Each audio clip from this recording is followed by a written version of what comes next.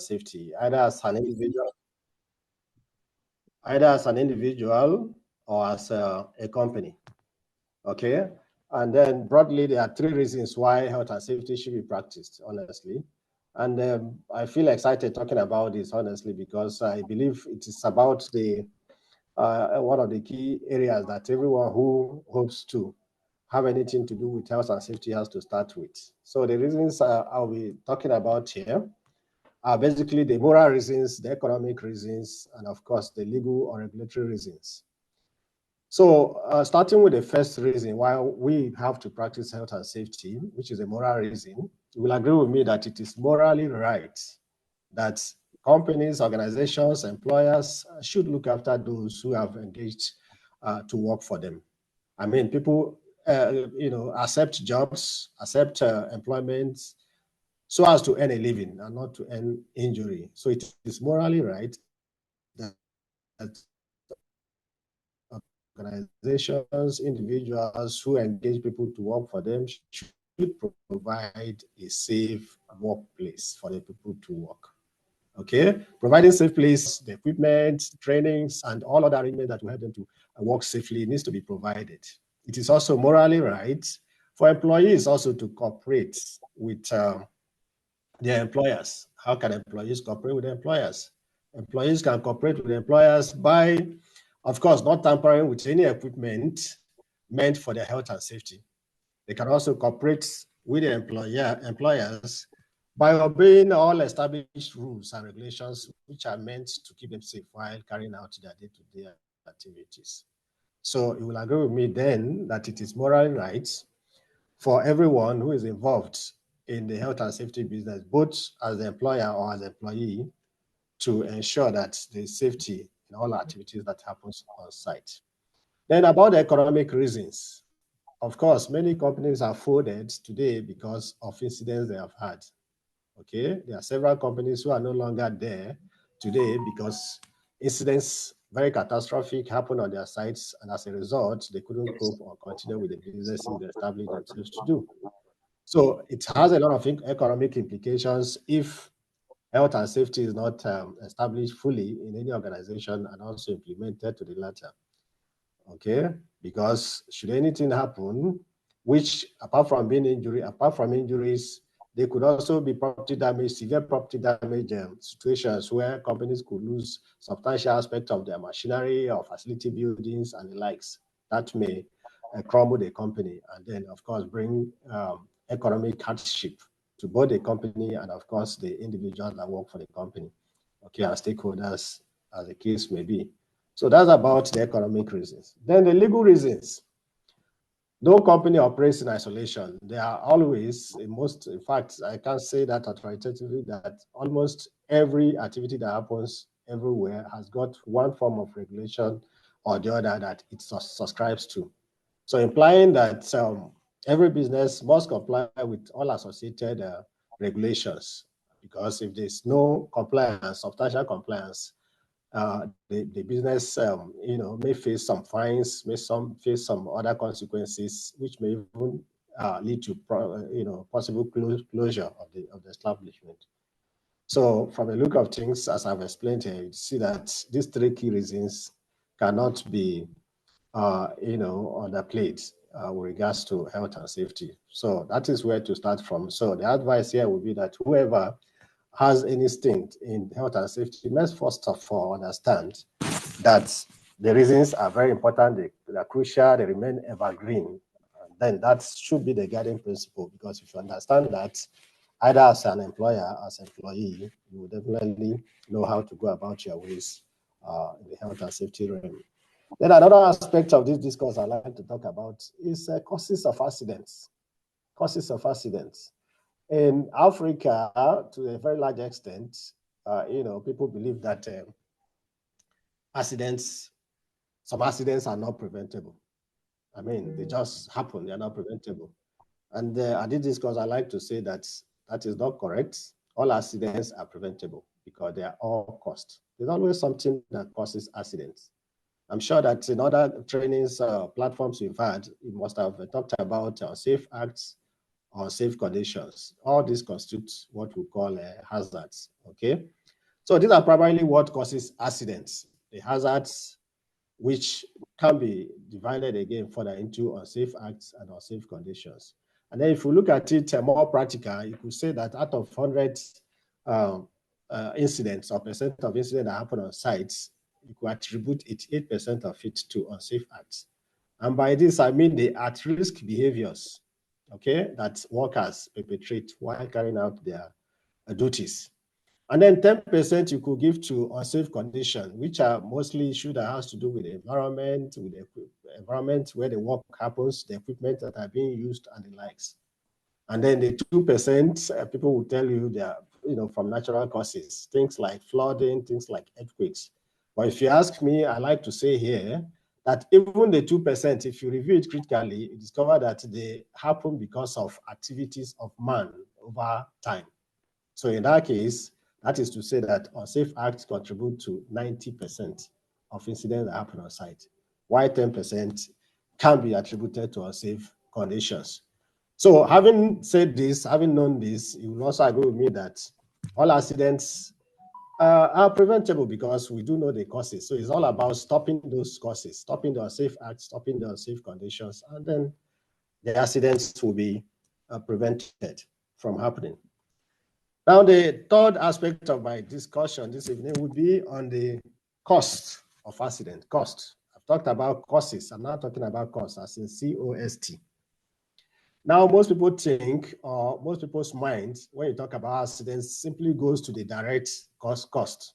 Meanwhile, they tend to forget the indirect cost, which is almost unimaginable. Because if you think of the indirect cost of accidents or incidents, you definitely wouldn't want to be involved in such. What do I mean by direct and indirect cost of accidents? Direct cost of accidents are those, those things you see immediately an accident happens. Maybe there has been an injury incident, immediately the person is in pain, immediately is taken to hospital, and hospital bills are paid. That's the direct cost.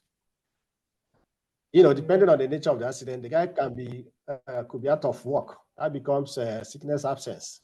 Okay, so that's also direct cost. Okay, what about the indirect cost? These are costs that you don't immediately see. However, over time they begin to surface. I can give you an instance here for better understanding of what I'm talking about here. Okay, now Mr. Okon, for instance, used to work in a company. And then he was involved in a severe injury incident that left him amputated. Okay. Now Okon is no longer work fit to work because his job, of course, means that he has to use his two legs to be physically present at his workstation. However, he's now amputated, so he's no longer fit to work. Along the line, after managing him for some time, the company decides to lay him off. Okon is no longer earning money to support his family. Then what becomes of his family that he caters for as a breadwinner? Okay, so your guess is as good as mine. I can go further by saying that, okay, because of this incident or his condition, present condition, children who are in school may drop out of school. The boys, the girls may drop out of school. And when this happens, a lot of other things can follow. They may join bad gangs. The guys may become armed robbers. They may become terrorists. The ladies may go into all manner of other, issues. Probably, you can call it. I can't be blunt here. They can go into prostitution. From there, sickness comes in. From there, pregnancy comes in. Okay, and a whole lot of other things. The guy who decides to go into armed robbery may be caught one day, and from there he also, faces the law. What are we talking about here? That is to say that the hidden cost of accident, the indirect cost of accident is so huge that you cannot imagine it. So it is something that anytime you think about safety, think about working safe, I mean, you have no choice but to do so, because should anything go wrong and it becomes a worst case scenario, the unimaginable cost, which are the hidden costs, which are the indirect costs, could be really catastrophic and very bad. I can go further to paint another picture of it by using the Titanic incident that we all know about, We do know that that ship in the year 2012, or 1912, sorry, okay, struck an iceberg while navigating the sea, right? But what we also understand is that while the captain was navigating the sea, he saw patches of ice on the surface of the water. To him, he didn't know that underneath were massive block of ice. So he continues going until along the line he hits the the block of ice underneath. Okay, that is to tell you that once an incident happens, what you see immediately, which are the direct costs, are nothing to be compared with what you don't see immediately, but we surface over time. So that is about the cost, direct and indirect cost of accidents. Now, the next stuff I want to talk about here, having known what causes accidents, having known the cost of accidents, now how do we prevent incidents from happening? Okay, how do we prevent it? You cannot prevent incidents if you do not know, if you are not able to identify those aspects of your operations that can lead to incidents. Talking about the hazard. So hazard identification is key to preventing incidents. Hazard identification and of course, risk assessment. And by risk assessment, we now mean that having identified what can go wrong, you now need to evaluate it further to see how it can, be released, how that hazard can be released to become cause an incident. You need to also evaluate, should it happen, who and who will be impacted and how, okay? Then you need to also look at what are the existing controls and what additional controls or measures need to be put in place to ensure that you don't have any of such situations that we don't want in the first place. So you discover that by the time you have your risk assessment properly done, a hazard or a risk that was high risk may now be moved to very low risk. In that case, the activity can start. And even looking at it, I like to also say that there's usually a guiding principle, which we call the hierarchy of controls in managing hazard that you must also employ. Otherwise, you will miss it. Otherwise, your risk assessment will not be complete if you do not follow that principle of hierarchy of control. What I mentioned, completely avoid the risk if possible. Okay, avoid the risk if possible. Eliminate that hazard if possible. But we do also, to be very frank, we do know that sometimes or most times it's not very easy to completely avoid the risk. Because that simply sometimes means that you have to close shop. You have to stop completely your operation. So having considered that first consideration, if it's not possible to eliminate or avoid the risk, what next do? You can substitute the risk. You can substitute the situation, okay, with a lesser one, so to say. So you look at it from that angle. I can give you an instance. For instance, if using a liquid substance in your production activities, creates some hazards such as probably, splash situations. Why not consider using powdery form? In that case, you are substituting the liquid with a powdery, substance, which still gives you the same kind of results that you normally have, but with less impact on the environment and, of course, on the individual worker. So that's about substitution. Then the next aspect of the hierarchy to consider is reduction. Okay, you may not be able to eliminate, you may not be able to substitute. What's next? You may find a way to reduce the hazard, the risk there. In this case, we are now talking about the engineering controls that has to come in. Just putting an enclosure around a guard, around a moving part of a machine, for instance, could just do the magic and keep or separate the worker from that hazard, okay, while the machine is in operation. So it's about engineering control. Having said this, the next to consider will be the administrative control, okay, in managing your hazard. For administrative control, this is largely around issues like having, procedures in place, having work instructions in place, having signages in place, having training, in place for the employees, okay, having things like work rotation to reduce the exposure time. So all of this constitutes to what we call administrative controls.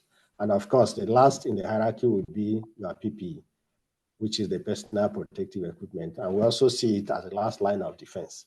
Now, PPEs do not prevent accidents or incidents. They do not prevent it, but they reduce the outcome. They reduce the injury, for instance, that is likely to occur from an incident. So that's why it becomes very important. And unfortunately, PPEs only protects the wearer if it is properly and adequately worn.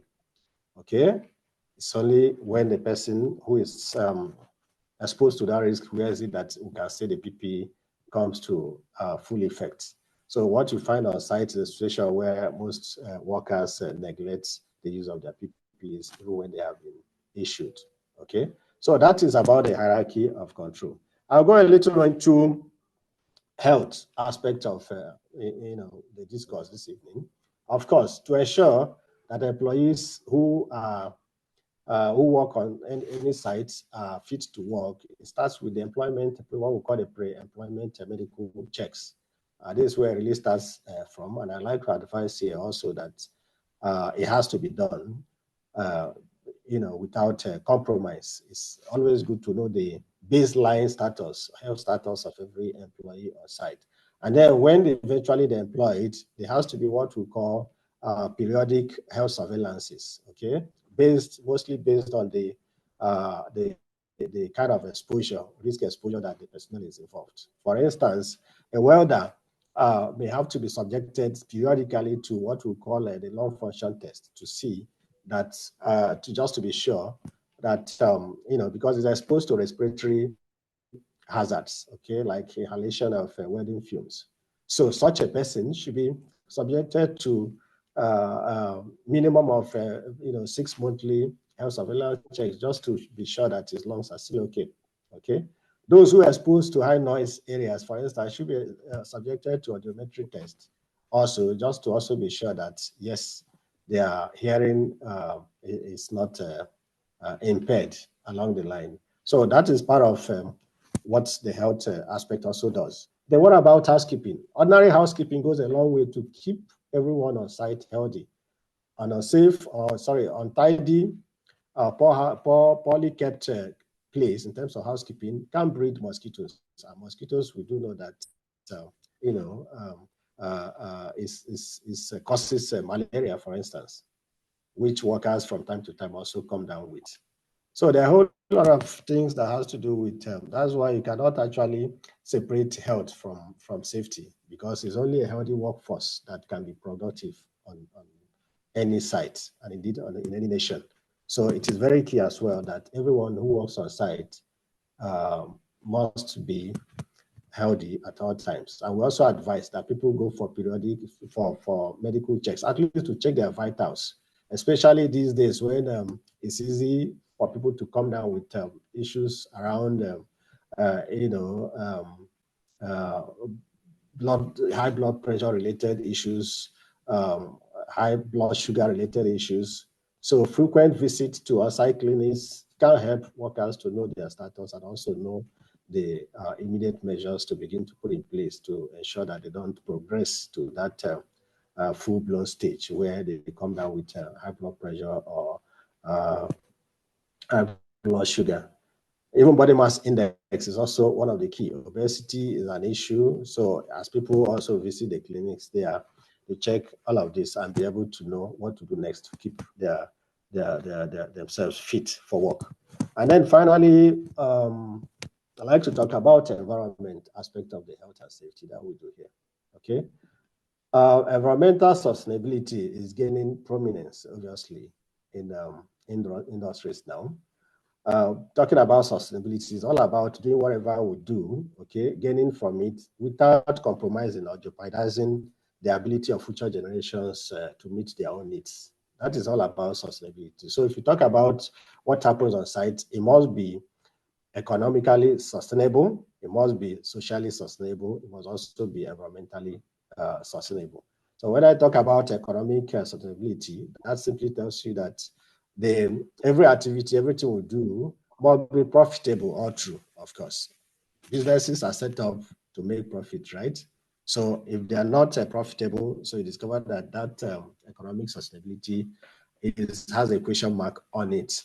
So whatever happens, there has to be profitability in what we do as well. Of course, without compromising the ability of future generations to meet their own needs. The next is social sustainability, which I like to say, this is about ensuring that equity, okay, ensuring that there's broad-based spread of the benefits from whatever we do. So it shouldn't be one-sided. So every stakeholder, all those who are involved in whatever happens within the society should also benefit from it. When we have that in place, we can say we have social sustainability.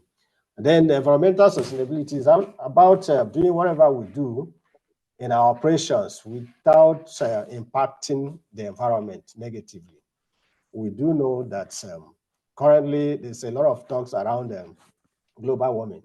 In fact, COP28 just finished in Dubai recently. It's all about the environment. So activities, operations, manufacturing activities, or whatever it is, must be such that we limit impact on the environment. For instance, emissions, air emissions, greenhouse gas emissions into the atmosphere from fossil fuel uses, okay, in the industries, for instance. Just to delve a little bit, we do know that industries have a lot of systems that require energy utilization. For instance, you have boilers, you need to generate steam. So you have your boilers there. Boilers, some boilers are powered by diesel, okay? And diesel, we do know that emits carbon monoxide and of course carbon dioxide into the atmosphere, depending on the combustion rate or level, okay? These are all, gases that are not friendly with the environment. So the emphasis should be to progress from the use of fossil fuel to use of other means of energy that are friendly with the environment. For instance, use of biomass, okay? And that's why for some organizations like the one I work for, though we have diesel boilers, but we hardly use the diesel boiler because we now have what we call agro boilers. The agro boilers or solid fuel boilers make use of palm kernel shells. These are biomass, okay? Palm kernel shell, cashew nut shell, okay, to generate power that heats up water and generate the steam that we need for our operations. By so doing, the rate of emission, okay, carbon emission into the air is also reduced. There are other instances, that can be given, but the bottom line is that whatever we do should be environmentally sustainable. Within the environmental realm also is about waste management. So what we should promote going forward, what people are encouraged to promote now is more of a circular economy, okay, where resources needs to be properly or efficiently utilized. There's proposal, or people are encouraged to reuse resources, to also recycle. And the whole idea is to reduce the amount of waste that our operations generate. So when this is done, you discover that you are around the realm of circular economy, which is actually where to be, instead of the linear economy that most countries and companies practice over the years, where you use the resources, you get output from it, and then you discard. There's no arrangement to reuse. There's no arrangement to recycle, thereby, polluting the environment, very much.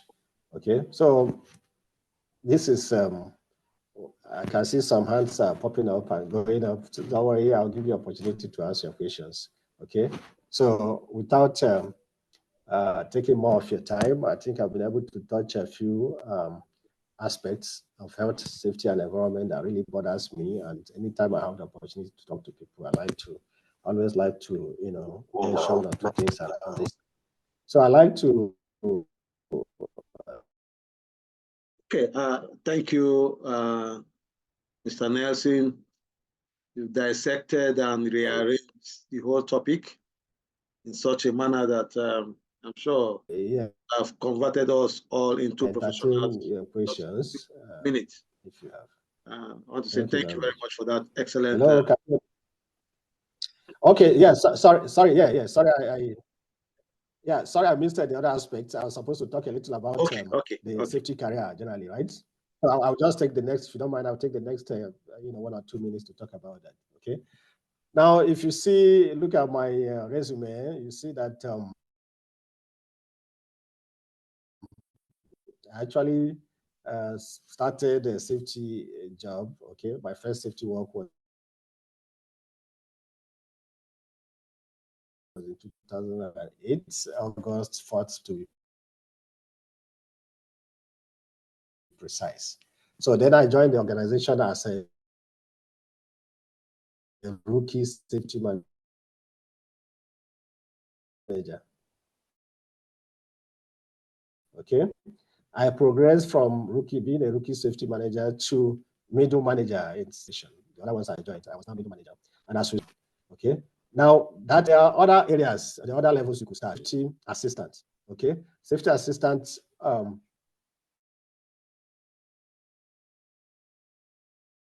Are simply persons who have passion in developing their career in safety. So what they do is to attach themselves, footwork around the site, okay, supporting the safety officer on site, okay, supporting the safety officer on site and gaining a lot of knowledge. So at that point, they don't have much of responsibility. Of course, there's no job anyway that is so small to be recognized. However, safety assistants are people that just have basic knowledge about safety. For us in Nigeria and for my organization, and we take people who have just had the basic training with the Institute of Safety Professionals. They have the HSC level, general HSC certificate, which is level 1 and 2, and then they apply to us to be safety assistant. Of course, we give them the opportunity, and when they arrive, we attach them to a safety officer, and then with the help of the safety officer, they are involved in various safety activities that we do to achieve our KPI, right? So it really starts from there. From safety assistant, the next level will be safety officer, okay? And some persons or some sites also call it safety inspector. So you can also, that is not to say that you must start as a safety assistant anyway. So it depends on the kind of experience you have and also what the industry is looking at, okay, where that you are joining. So the next level really would be the safety officer, or what some other persons call safety inspector. Then from safety officer, safety inspector, you could become a safety supervisor, okay? In that case, you're having, higher responsibility, okay? And then you are at that level also probably deputizing the safety manager if it's not there, okay? As a safety supervisor. It can also be the safety coordinator. Some persons call it safety supervisor or safety coordinator. It's all about a higher responsibility. From there, of course, to safety manager, which is now sitting at the top, so to say, and ensuring that the sites that you manage is safe at all times by implementing the company's policies and procedures around health and safety, and of course also formulating the policies yourselves, because at that level you would have gained enough knowledge, enough experience to be able to advise the company management on the way forward in regards to their health and safety challenges. So from safety manager, the next will be maybe regional safety manager, it could be safety lead, it could be GM safety. And then there's also even safety directors, okay? They are vice president for safety. In fact, I report to, as a safety GM, I report to the vice president of health and safety in Olam. That is to tell you, that is the highest,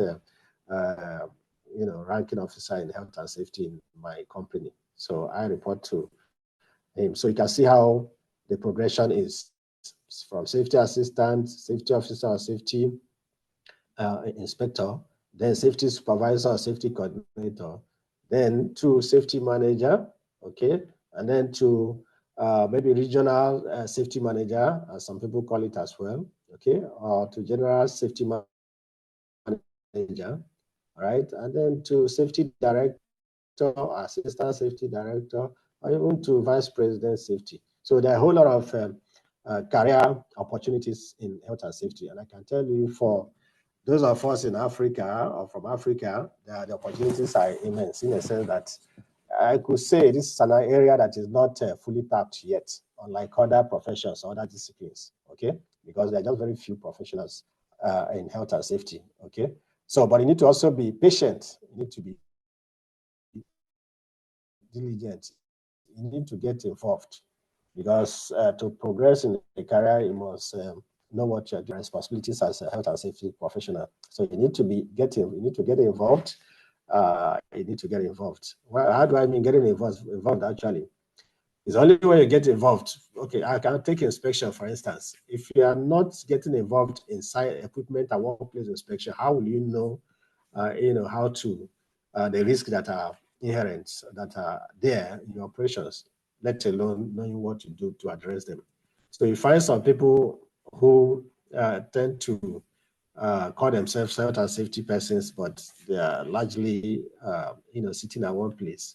So for me, the advice would be that if you are really interested in safety, first of all, have deep passion for it. Okay, I used to tell people in my early days that safety work is more like, it's more like it's like saying that I don't work. Fine, there has to be money. Money comes in, you'll be paid, but that shouldn't be the emphasis.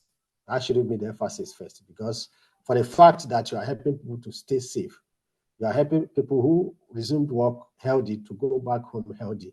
That's enough motivation, really, to give to you as a safety person. Okay, so the emphasis shouldn't be the money in it, because this is what keeps some people away. Okay, when you offer them safety job, maybe as safety assistant, first of all, how much is in it, and then when they don't find it interesting, the next thing is to think otherwise. But I can tell you, for those who are passionate about having a career in safety, it's worth it, but you need to be patient. And you need to be willing also to start at that very low level if you haven't been in the business at all in the first place. So from there, I can tell you, you will progress.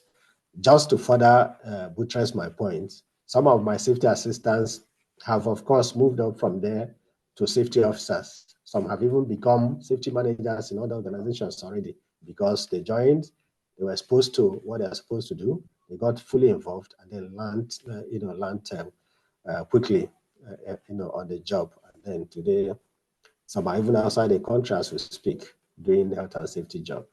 Okay, so that is it. There's a lot of prospect in the health and safety career. There is. Thank you very much. Thank you. Mr. Nelson is an excellent A1 presentation, and we thank you for your time. Please, I would like to remind everyone here that we have rules on our Zoom session. Our number one rule is that you should be properly dressed. You can see the way the presenter is dressed. You, the listener, should be properly dressed, just as if you're in a live classroom. If you are putting on just your inner wear, singlet, or whatever, please put on something. Otherwise, you'll be either exited from the program or your video will be blocked. You should not be eating on this program while the program is going on. That's not going to be too nice. All these rules are applicable in other Zoom sessions, not just for Plage Metaverse. You need to start imbibing that so that you have an international approach to doing things after here. Then you should be lying down when the program is going on. Okay, having said that, I want to quickly take just 3 questions here so that we can move on to educational management and administration. Yeah, just 3 questions. If you have questions from Mr. Nelson, of which I doubt because he seems to have covered everything, as if I gave him an expo of what he needs to talk about. So he has covered everything. How many questions? Just 3 questions. We will pick it from you. Yes. And welcome those from outside Nigeria. Yeah, so let's have your questions, please. I'm all ears. I'll be happy. Okay. Well, since it seems you've really covered everything, that means you've done an A1 job. I want to quickly ask, what is your advice in just 1 minute to persons taking this course here in Plage Metaverse? What is your advice for them, particularly in the area of career progression?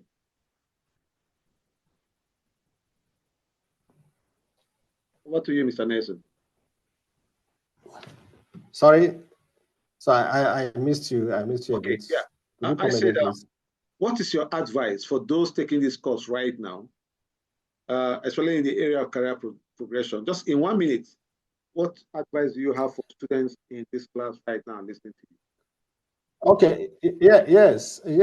I like to say it's a good one, honestly. And for those who have been able to make it to this point on this platform, through your trading platform, they are indeed lucky. I've actually gone through the course module, the course content, and I can tell you that it's quite rich. So whoever has undergone this training, I'm sure is ready to start a safety career, honestly. Thank you very much. Mr. John, your question might be coming late, and I want to believe that we need to move ahead. Yeah, sorry about that. We have to move ahead. Okay, just let's take your question. This should be the only question. So who can take John? His hand is down already. Who can take John? Yeah, his hand is down. I'm sure maybe we've answered this question in the program because of you talking about the last question I just asked. Okay, Mr. John. Okay, the hand is up again. Your question should just be brief, 30 seconds, straight to the point. Unmute yourself, please. Okay. All right, thank you very much. Actually, it's not a question per se, but I would like to find out if this very class, the video version, is done for other subjects as well, not only the environmental health and safety. And then also, if it could be possible for we the students to have Mr. Nelson's number, just in case going forward in the future, we need his assistance and guidance. Thank you very much. John from Ghana. Okay, I think the first question, the first statement you are asking if there's a video for this or recorded video, am I right? Yes, that was. Oh yeah, it's being recorded, so you're going to get the recorded video. The video section also for the other courses as well. We did that of the education management and administration and climate change and renewable energy, and there are other subjects as well. So I'm asking if there could be this video session for those courses as well, and also the recorded video session of this for those who could not participate or those who couldn't make it, they can have access to. And the other one is to, if possible, to have Mr. Nelson's number for we the students going forward. We need his guidance and assistance. We can follow him. Thank you very much, sir. Thank you. Yes. During the course of the training, we had access to videos, and I need to advise everyone here. We are not claiming to have monopoly of knowledge in everything we are doing. If you just go to YouTube, there are thousands of videos, helpful videos that can help to create pathways for you. So we also advise our students to seek for knowledge independently too. It's an excellent way for you to also broaden your horizon. However, for this program, we're going to record it. And as much as possible, we're going to record any other Zoom. We've been recording other Zooms we used to have, and we're going to send it to the class so that those that are not here will be able to participate. And for Mr. Nelson's number, yeah, we are working out a program where all our facilitators will be able to have all the students in a group to advise them. Yes, have an advisory section where you can advise them. So definitely Mr. Nelson's number will be made available once we conclude that part, so that he should be able to advise those of us that want to become experts in this area. Yeah, we're going to do that. Thank you very much. Okay, let's just take one more question and that will be over and out, so that we can move ahead. Victor Okun. Good morning. Good evening, sir. Yeah, good evening. Wow. Actually, sir, my questions here, he actually has made a lot of points, but I have a question. My question is this course that he just taught us now, I don't see it in Nigerian university. I recall that they taught us safety once. That was when in our science laboratory technology, where we are doing it in the Polytechnic. They only taught us safety once, but I didn't know that it's more broad like this. And because of it, I'm trying to know whether is there any institution in this nation that Nigeria precisely that specializes in this safety management? Okay, so I like to come in there. let me try attempt to answer this your question. Okay. Yes, your observation is correct. Correct in the sense that not I mean, there are very few schools actually that have some courses in safety. Okay, and these schools, to the best of my knowledge, actually, are schools that run like in Kaduna here. We have Kaduna Polytechnic. They have a course they call industrial safety, industrial health and safety and environment. Okay, but it's at HND level. Then at the university level, for bachelor's degree, there's for now there's no university that is offering bachelor's degrees in health and safety. However, University of Port Harcourt offers masters in occupational health and safety. Okay. Now, what you find in most universities, especially for those who do engineering, you find safety management embedded in engineering. I'm a mechanical engineer, all right, by training, and I can tell you those days at my undergraduate level, there was a course we had to take under engineering management. So safety management was part of engineering management that I did. Okay. Yeah.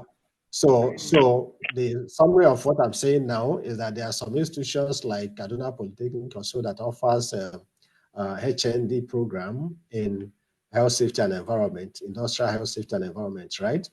And then the higher institutions have safety management embedded in some engineering programs under what we call engineering management is a course, okay? Within that, you also do safety management. And then schools like University of Port Harcourt, the Institute of Petroleum Studies, actually also offers MSc, master's degree in occupational health and safety. But I can tell you something, there are a whole lot of certifications if you can do, and that's will really put you in a very good state to pick up a full-time career in health and safety, even without a degree. Okay, like apart from the local certification that you can get from ISPON, which is just a starting point, the advice would be that you progress to do NEBOSH, okay, which is the National Examination Board for Occupational Health and Safety in the UK. Okay, so it starts for you that wants to develop your career in safety. Obviously, you need to have a NEBOSH IGC, what we call a NEBOSH International General Certificate. Okay, that is where you have to start. After that, you can even progress to do your NEBOSH diploma. NEBOSH diploma in occupational health and safety is equivalent to bachelor's degree in health and safety, even in the UK. Okay, so that is the way it is. I'm sure that as time goes on, even regular universities in Nigeria will begin to offer bachelor's degree in occupational health and safety.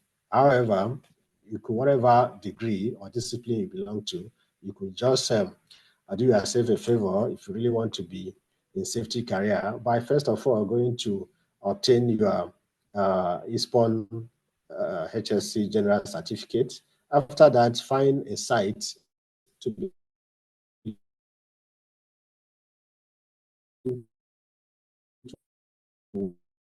work as safety assistant or safety officer, the case may be experienced. You can now begin to do your about. So you can do the Bosch IGC, the Bosch Environmental Management, the Bosch Fire Safety. Okay, those are certificate courses offered by the Bosch. And then from there, you can now progress to the Bosch Diploma, which is equivalent to a bachelor's degree in health and safety. Thank you. Okay, thank you, Mr. Nelson. Please, I have an advice for everyone here. He has provided you with the background information that certain things are possible. I think what is left for you is to go online and do your research. Yeah, you can just type career progression in health and safety. What is a career progression path? And you will see all the information you are looking for, because we might spend the whole day here asking and he will be responding, and yet we might not be able to take all the questions. So on your part, what you just need has just been handed over to you. And that is the fact that it is possible. That is the fact that this certificate can bring you in to start thinking of pursuing a career in this area. It's a starting point, it's an entry point for you, and you should take advantage of it and make progress to also do further professional studies. So any other question you are looking for, you ask a place, you can just go online, Google it, and then do more research on your own so that we can also proceed to other programs. Thank you, Mr. Henry. We are very excited to have you here, and we are going to see how we can keep working with you. This is La Plage Betterment. This is how we run our programs, and this is January. If from February, March, we'll be having over 1,000 and spillover students. Usually that is usually the case. So we are just even having very limited number of persons attending this program. And we'll be moving on to the next. Okay. So, yes, thank you, Mr. Nelson. Sorry. Okay, so can I exit? Can I exit now? Can I leave the meeting? Yes, you can. Okay. Yeah. Okay, so just my parting word before I leave, if you don't mind, I'd like to again congratulate the students who have taken this year course. To be very honest with you, I've gone through the overview in terms of the course content, okay, and I can tell you it's very rich. Yes, while I was also advising, I mentioned ISPON certificates, but that is not to say that it's higher than what I've seen, because I've done this ISPON myself those early years, over 15 years ago, okay? And I can tell you that what you have covered in this course is a lot more detailed than even what ISPON actually offers for their level 1 and 2 certification. So having obtained this, I'm sure your students are really ready, fully ready to start a career in safety. And of course, those who still want to have ISPON or other ones can go ahead and get them. But what you have offered, going through the course content, I tell you, it's quite detailed and is enough to keep them in good standing anywhere they apply for a job. Okay, so once again, I congratulate all the students, all the participants on this. I'm sure that for those of you who will eventually become safety professionals, practicing safety professionals, you won't regret it. Just as I'm not regretting it, because I told us that I'm a mechanical engineer by training. Okay, I started after youth service. I of course did a mechanical maintenance job. I worked for Drury Industries in Agbara, if you know where that is. So I worked as mechanical maintenance engineer, and then along the line, I delved into safety, and I can tell you it's been all good since then. In fact, I just had an appraisal, and then I was asked by my VP, what is your career expectation? Now that you are GM, I'm GM, health and safety for my business unit. So what is the next level I want to attend to? You know what I told him? I told him, yes, the next level is to be Pan-African, as in regional West Africa, because that's the next level. I need to cover countries, okay, within West Africa, where the business operates, where Olam operates. So that's what I had to say, okay? That is to tell you that having attained the stage I am now, I'm still looking forward to having a higher height, because there are still more and more opportunities out there for me even, okay, in the career. So it's something that you guys will enjoy, but of course, make sure that you have a strong passion for it, because that is what will make you to be dedicated, committed, and diligent really in your activities as safety professional. Thank you very much, and yes. I wish you all the best. Thank you very much. We so much appreciate your time. God bless you. Okay. Thank you. Yeah. Okay, thank you. Bye-bye. Yeah, okay, so thank you. Bye-bye. Bye-bye. Thank you. Okay, yeah.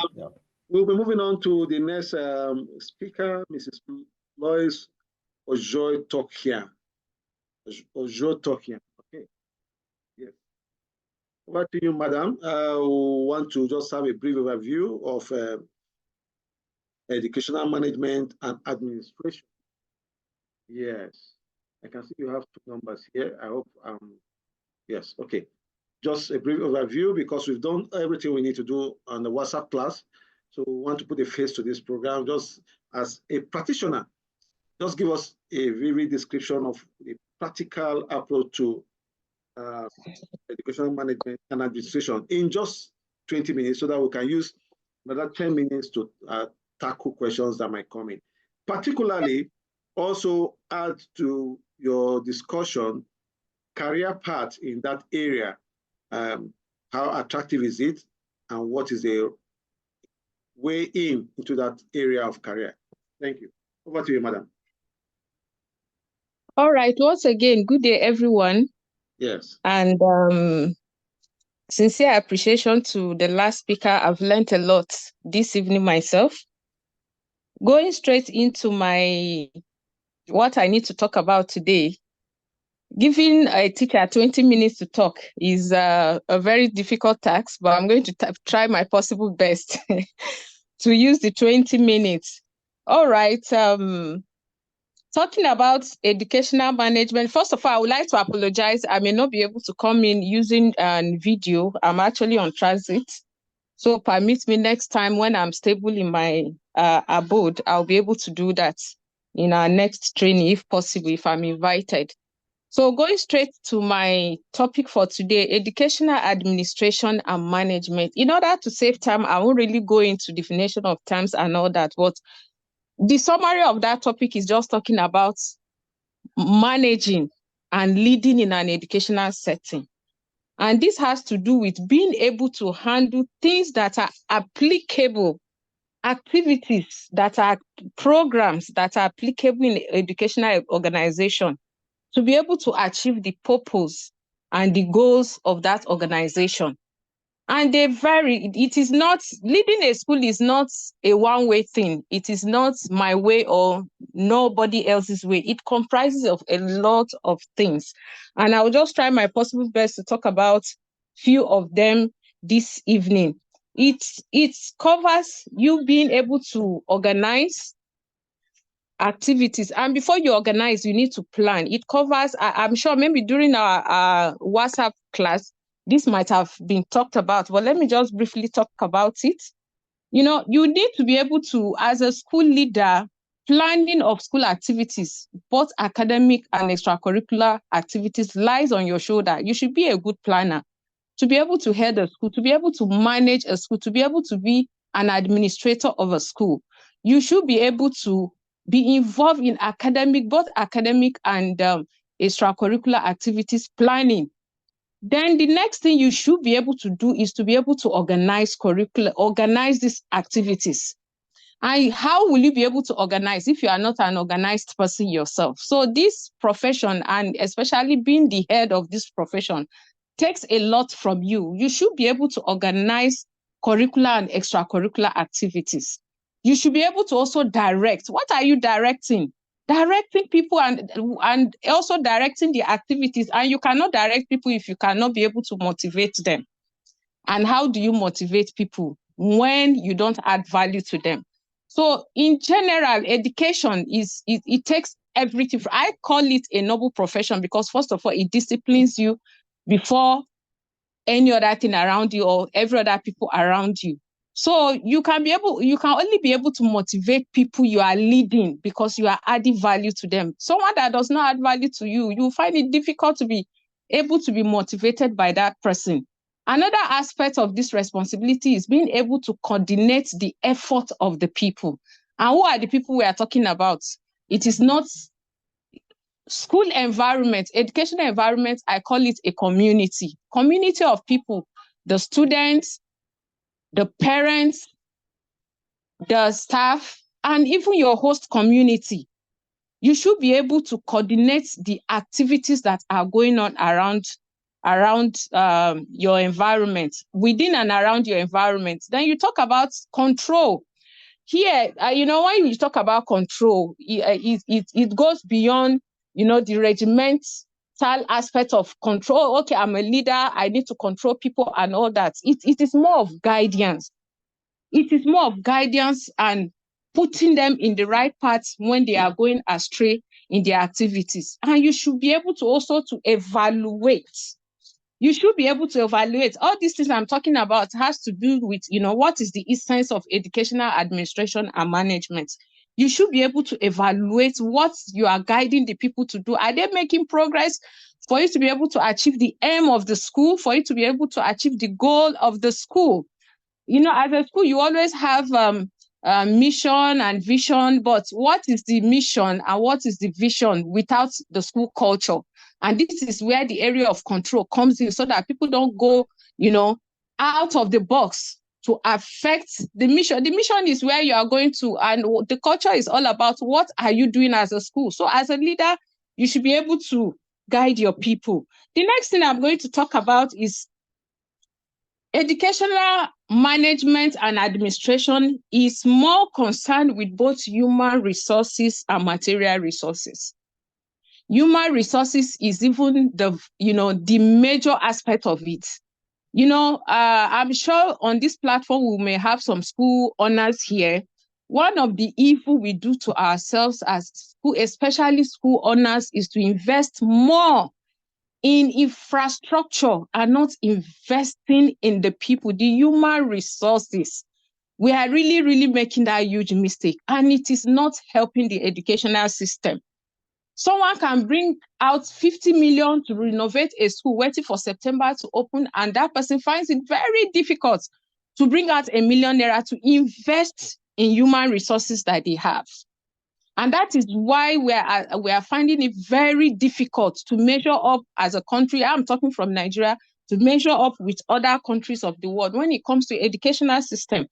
Some school owners will tell you, why invest in people? You invest in them, you train them, and they walk away. And I will always tell them when I come across such people, so which one is better, investing in them and they contribute their quota to your school, and not investing in them at all, and you end up having a school with people without knowledge, without information? At the end of the day, which one is better? So I will advise the school owners on this platform, if you have them, or the school leaders here, you are working under someone who owns the school, for you to advise them.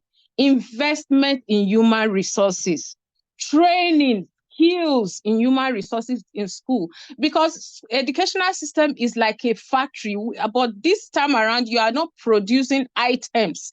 You are producing future people, future leaders.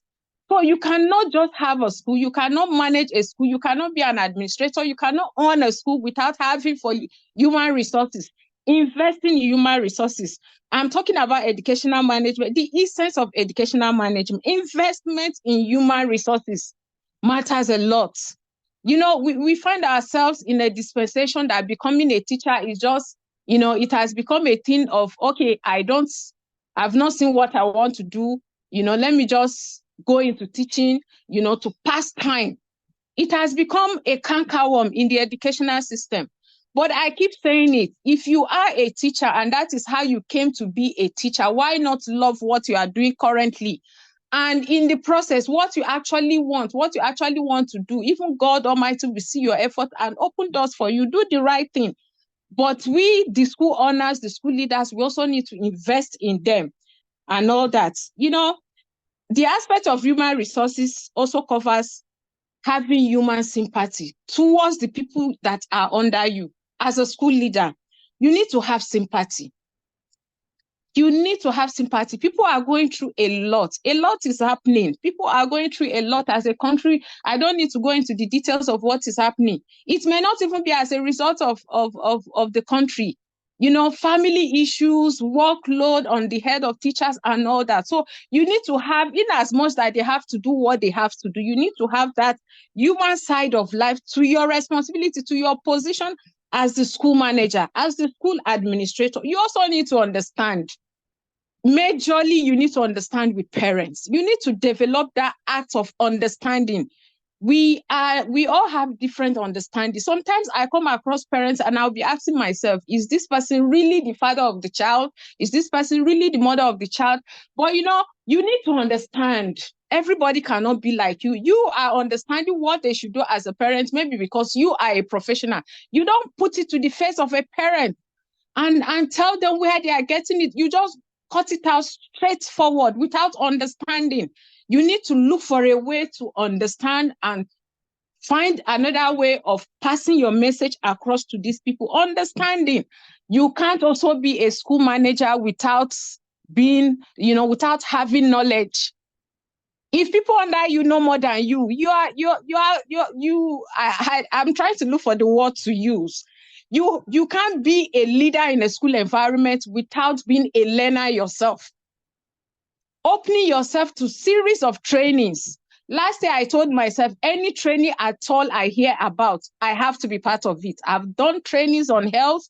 I've done trainings on finances. Because if you don't, people under you will not take you serious. They'll walk over your head. And at the end of the day, if you don't know your onions as the school manager, see, a lot of things will go wrong. And at the end of the day, who will be at the receiving end? The innocent children the parents have trusted us with. You need to be knowledgeable. Every aspect of the school environment.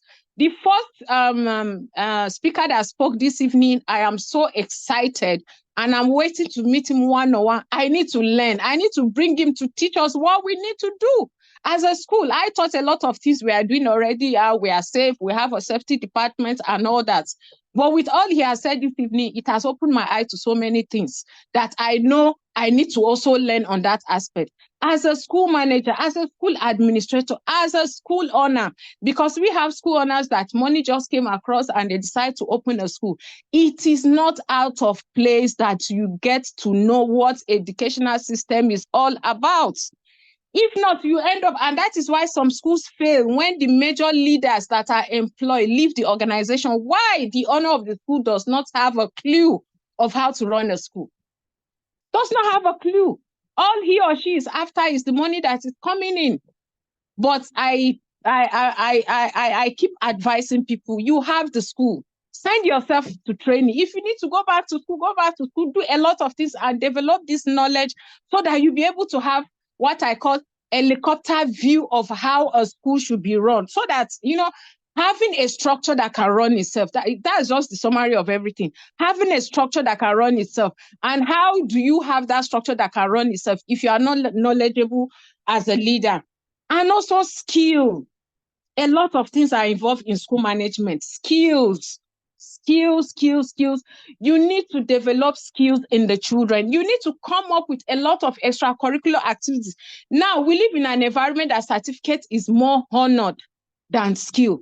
But when you take countries like China into consideration, what has made China what it is today is not certificates, but skills. Why we are guiding these children to have these certificates, why not guide them to have these skills so that tomorrow, if the certificate fails to put food on their table, the skill will. We need to wake up as a nation in this educational system. We really, really need to wake up. We are in an examination environment and it is closing up the potentials, the talents of the children. But as a school owner, as a school leader, try to develop these children side by side. Physical environment, investing in it is just secondary, but investing in the human resources that God has put under you is the number one, which is the staff you have and the children you have. Now, I'm going to talk about, as a school manager, or the school leader or administrator, a lot of different schools have the nomenclature they call the school heads and all that. What are your objectives?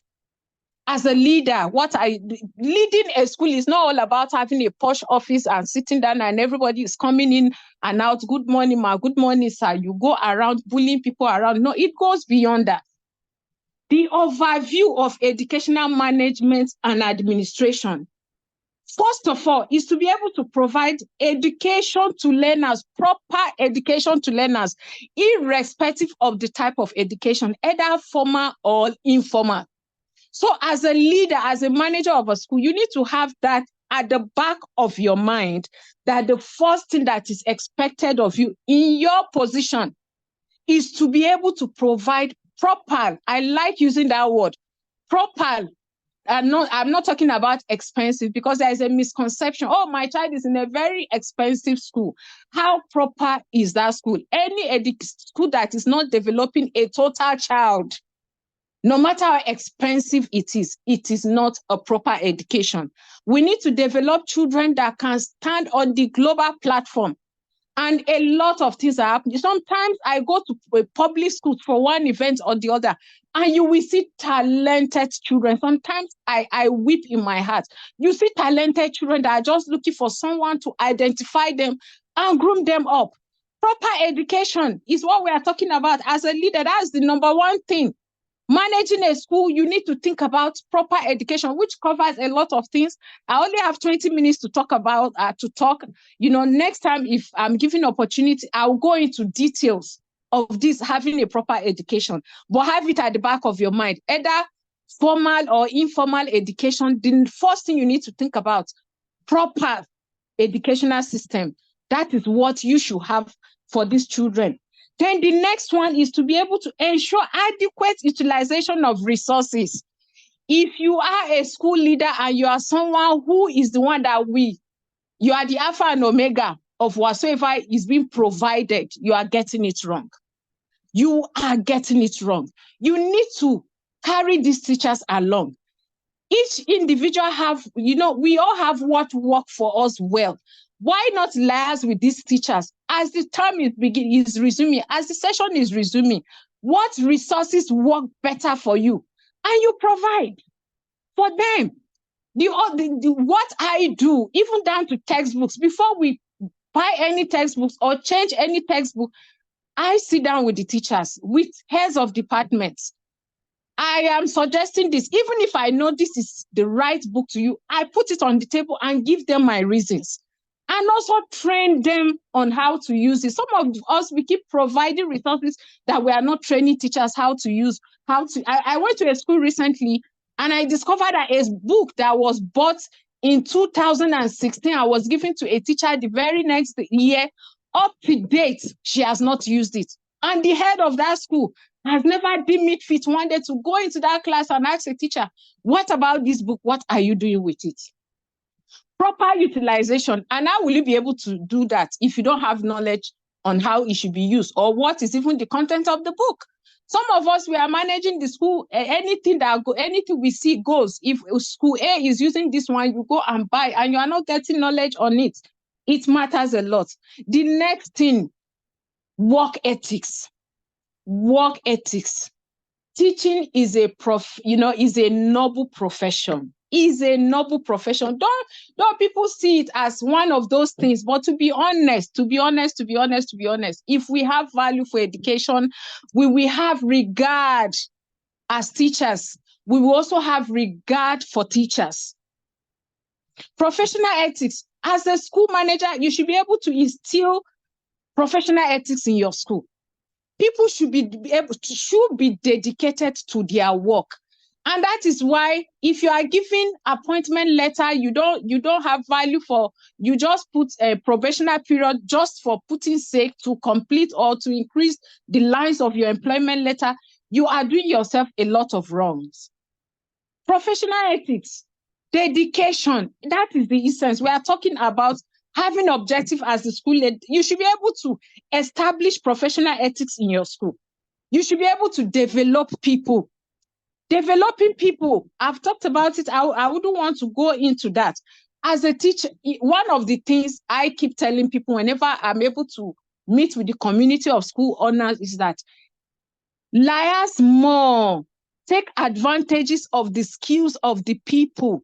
One of the things I do whenever I'm issuing appointment letter, I write it. Your department may be changed. Your work responsibility may be changed. Why? Because when someone come into an organization, give that person 2-3 months, you'll be able to know the areas that will be more productive. And you quickly change them to that area. You are saving yourself a lot of stress. And your school will be able to stand the test of time. Why? Because you put people in the areas that they will be productive. A teacher is struggling in the class and you keep saying this is what you are employed to do. You are supposed to be a teacher. Meanwhile, you have discovered that this same teacher is so good when it comes to craft, when it comes to hands-on activities. Why not quickly move that teacher to art departments? And you will be shocked the magic such a teacher will do in that place. So we need to be able to, develop people and also, buy into the skills of people. Recently, we had a staff and I just realized that he's so good in, fabricating items. And I'm like, any little thing happen, we are spending money to go and bring contractors from outside to come and repair. Now we move him to maintenance departments and we are saving a lot of things. We are saving a lot of resources. We are saving a lot of money. So as a school manager, please be sensitive to people's skills and buy into it. It is not everything you contract out. It is not everything. And once you're able to discover somebody like that, a little addition of money will buy their hearts to do the work. You are no longer buying their hand. When I come across people like that, we add something on top, for them to be happy to do it. You like, no, you are employed to collect 50,000, whatsoever you do, that is what you receive. No, it's not helping us. I'm looking at, ways we'll be able to get it right in the educational system. So a lot of people are saying government has failed us. Private schools are also failing this nation. To be honest, I've been to private organization and I've worked in so many schools. By the special grace of God, I have 26 years of experience. I know what I'm talking about. A lot of private schools are all about profit making and leaving we are chasing shadow and leaving the substance behind. So enough of blaming the government. Let's go into reality and do the right thing with our future generation.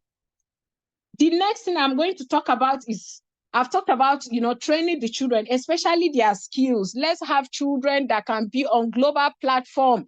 You don't educate, I will call education. Let it not be that, okay, you are teaching someone how to drive and strictly you are teaching the person to drive on a particular road. And tomorrow, by the time that person finds himself on another road, he's confused. Why not just teach how to drive so that whenever that person sees himself or herself on another route, they can drive? And that is how we should see education. Teach these children so that anywhere they find themselves in the corner of this world, they will be able to function well. We need to look into education in that aspect. Enough of 100% focus on examination. Let's develop a total child if we are a school owner. Another thing I need to talk about, educational management and administration also covers the host environment. If you have a school in an environment and you don't have good relationship, it is not too good. You need to have good community relationship. You need to contribute your quota to that environment. You have a school in an environment, the road leading to your school is not, is not, I'm trying to look for a way, is wonderfully and fearfully made. Permit me to use that word. And people are falling on that same road and all that. What will it cost you to tell yourself that, okay, whatsoever comes in for a term, after all the expenses, the salaries and all that, let me sacrifice and put this road in order. You will put smile on the face of the community and you're also adding color to your business. You're adding color to your school. We need to have value for our host community. We need to identify with them. I'm always looking around for any external activities happening in our environment. How can I be part of it? Do I need to attend? How can we support and all that? All these things matter in educational system. We need to put them into consideration. Another thing we need to have at the back of our mind, educational management and administration is all about getting work done effectively and efficiently. Effectively and efficiently.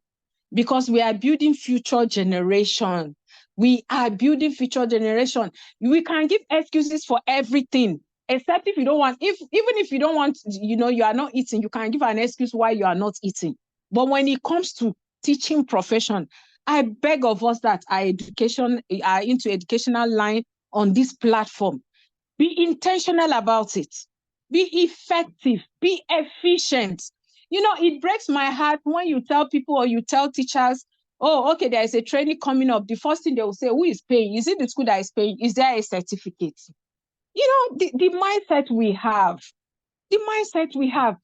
In my journey on this profession, I would say 98% of trainings I've ever attended home and abroad were self-sponsored.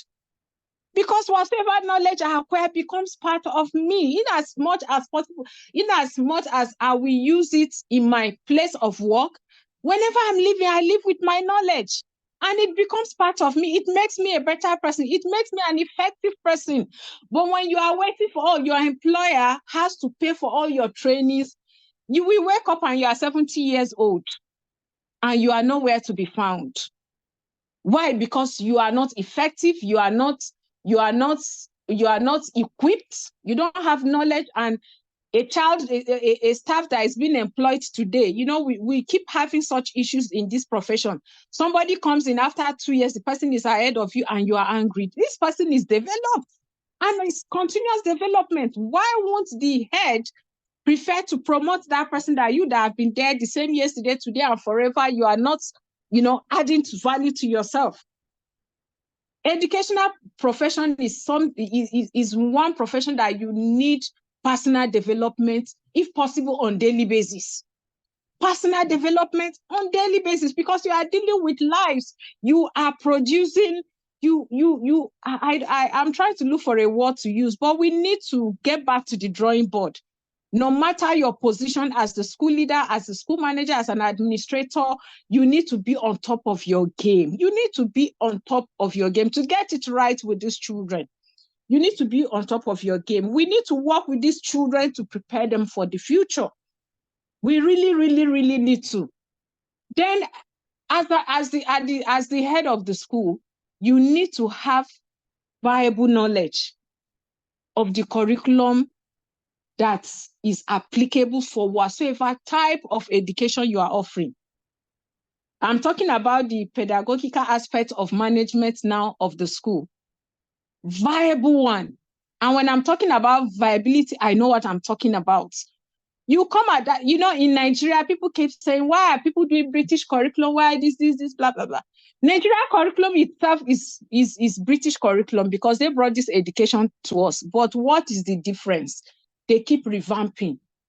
They keep revamping. They keep going back to the drawing board. What is working? What has worked with the previous curriculum we brought out? What didn't work? How do we get it right? And they bring out another one. But we keep offering 10, 15, 20 subjects that is not really adding. We don't go back to the drawing board to say what is working and what is not working. And we keep bombarding the children. As educational sector, we need to get back to the drawing board. What is effective for the 21st century generation? It baffles me when I go into some schools. They have a subject, computer science, and there is no computer lab at all. There is no computer lab. They are teaching children the meaning and parts of computer and all that. And at the end of the day, just pass WAEC, and that's it. That is it. It is unfortunate what is going on. Practical aspects of subjects should be looked into. As school leaders, as school owners, we should start looking into those aspects with our children. Educational management. How do you manage your financial resources? How do you manage your financial resources when you don't even have knowledge of financial management? As the school head, as the school management, I went for a training last year in Abuja on financial management, school financial management. And when I came back, within 2 months, you cannot believe a lot of leakages, financial leakages I was able to block. Because now I'm well informed. I just don't sit down anymore. Any requisition that comes to my table, I'm signing. I have the knowledge. I'm signing. Of course, the staff will not be happy, but at the end of the day, they will be careful. Oh, madam or sir now knows that this thing can be done this way and they can save these resources. You are also helping them to be responsible. You're also helping them to be responsible. Channeling your finances. To be honest, if you open a school and after some years that school dies, is as a result of you unable to manage your human resources and financial resources. These two aspects are very, very vital. These two aspects are very, very vital. How are you managing your resources? And I will always beg school owners, if we have them on this platform, please, at least 10%. Let me not even go far. Start with 10% of your income. Invest it in your human resources. Invest it in your human resources. Investing in human resources, it goes beyond training and all that. It goes beyond training. What are you doing to add to their personal lives? What are you doing? Some school owners will tell you, I've paid salaries. What else can I do? What else do they want from me? There is a lot. There is a lot you can do to buy the heart of teachers, the heart of staff.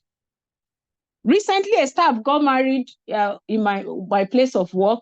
Is one of the security men, and I had to send a message when the departmental people are ready to go. I was going to follow, and they were like, "Madam, you want to follow?" I said, "Why not? Is not one of us is getting married?"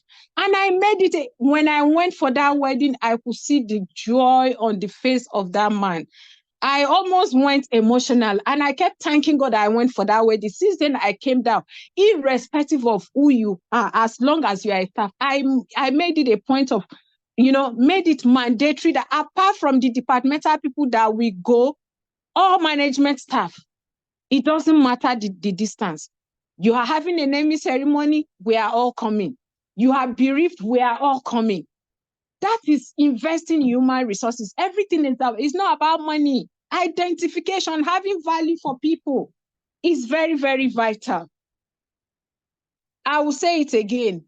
Have relationship with your host community. Have relationship with your host community. And I don't know if I've passed my 20 minutes.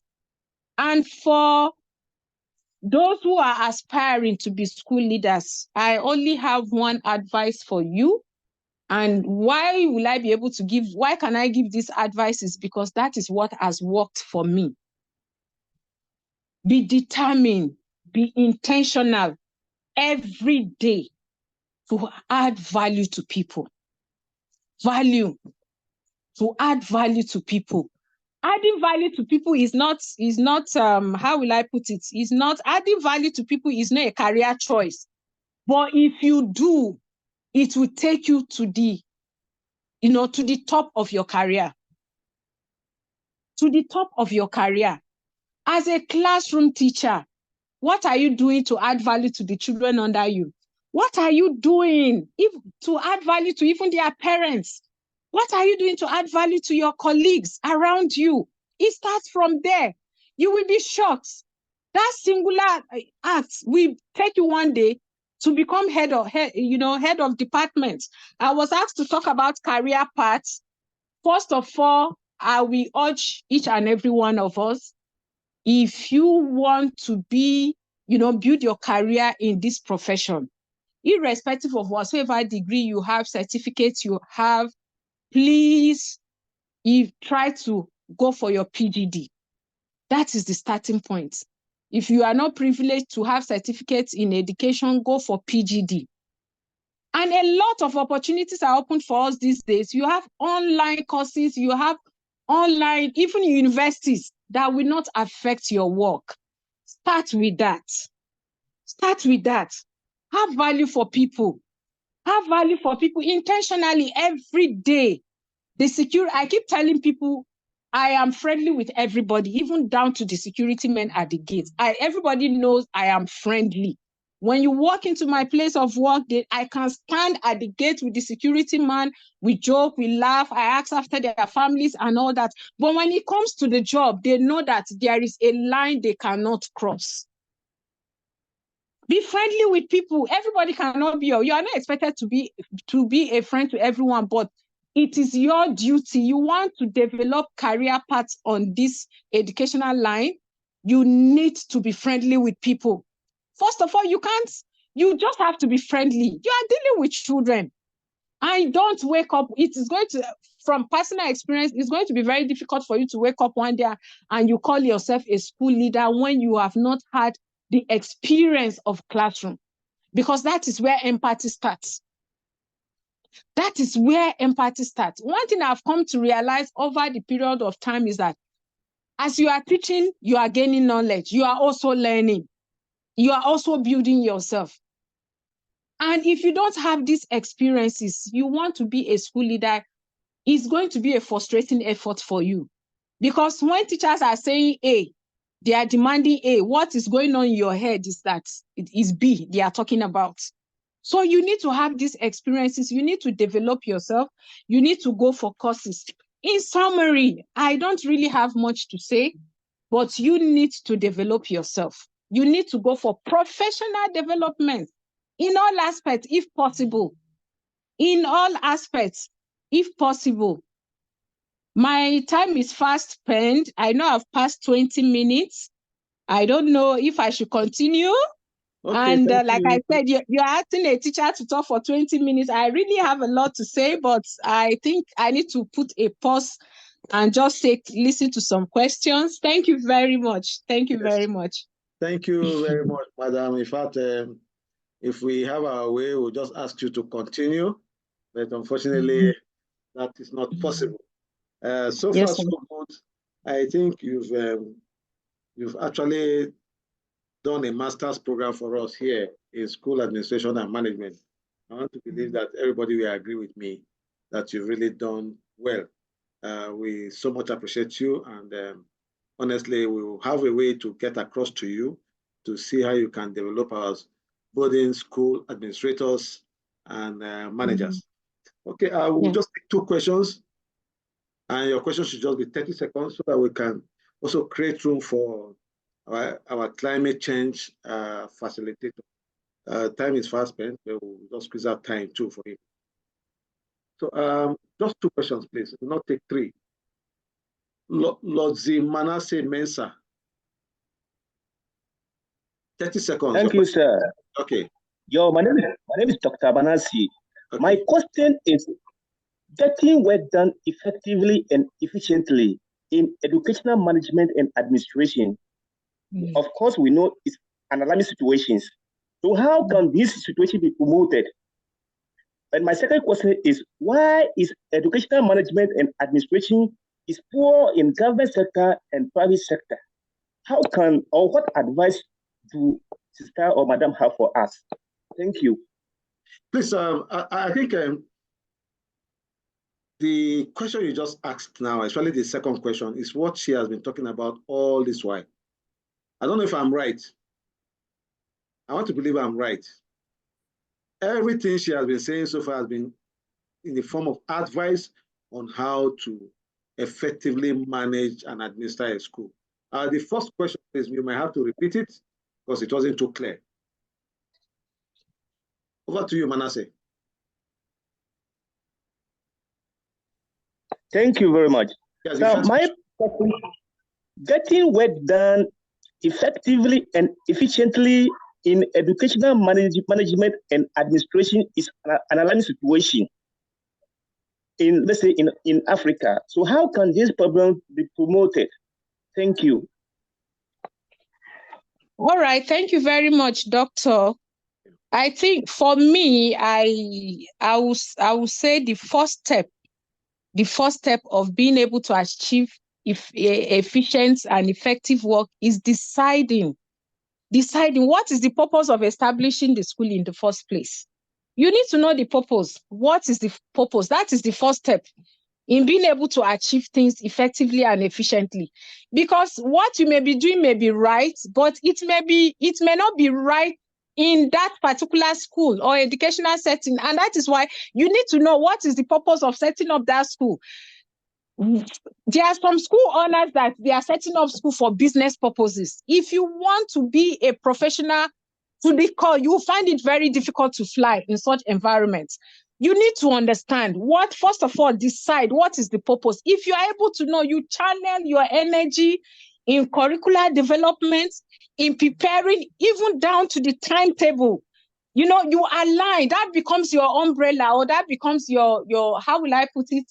Like a family tree, the umbrella name, the decision, the core reason for why the school is being established, and you channel all your efforts in everything you are doing, even in organizing your activities in the school. You have that at the back of your mind. This is what we have to achieve.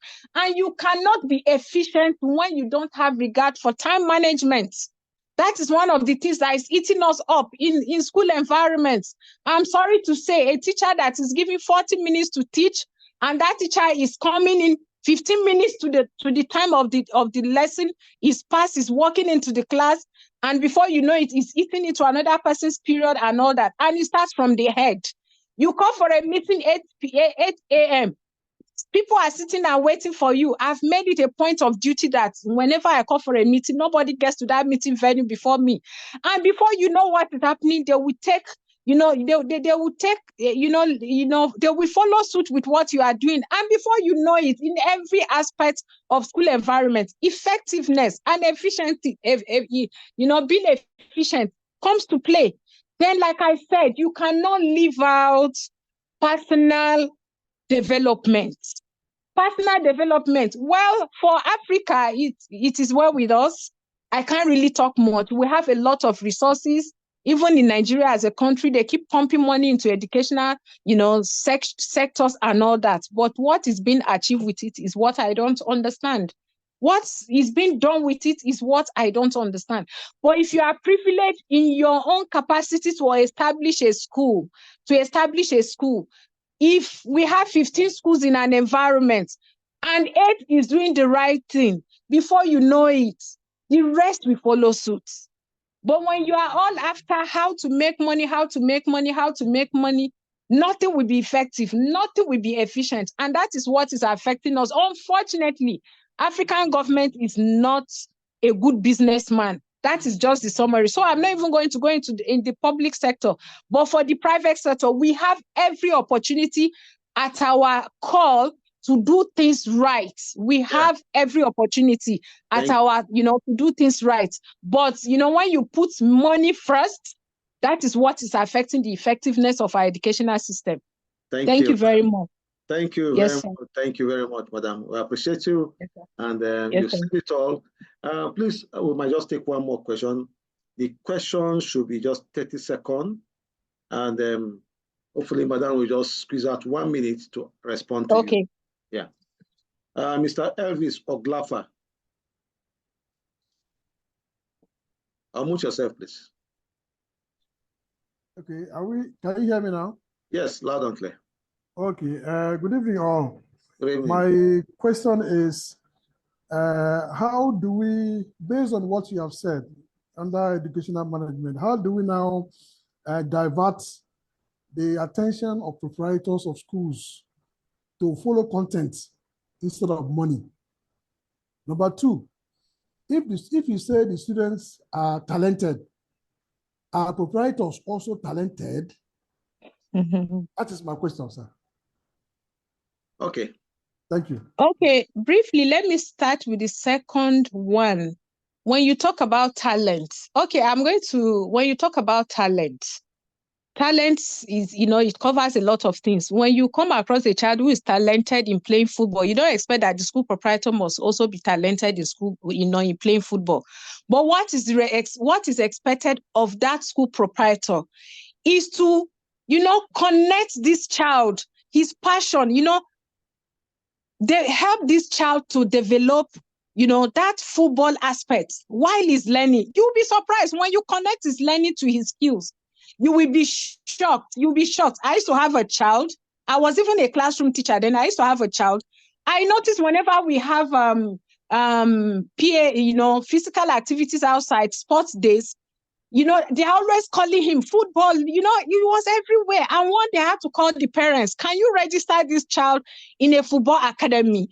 And they said, no, it's because he's not doing well. I said, okay, leave it to me. Let me talk to the boy. And I told him, if you sit up with your academics, you will be surprised your parents will register you in sports academy, football academy. And I was shocked. Within 2 terms, this boy jacked up.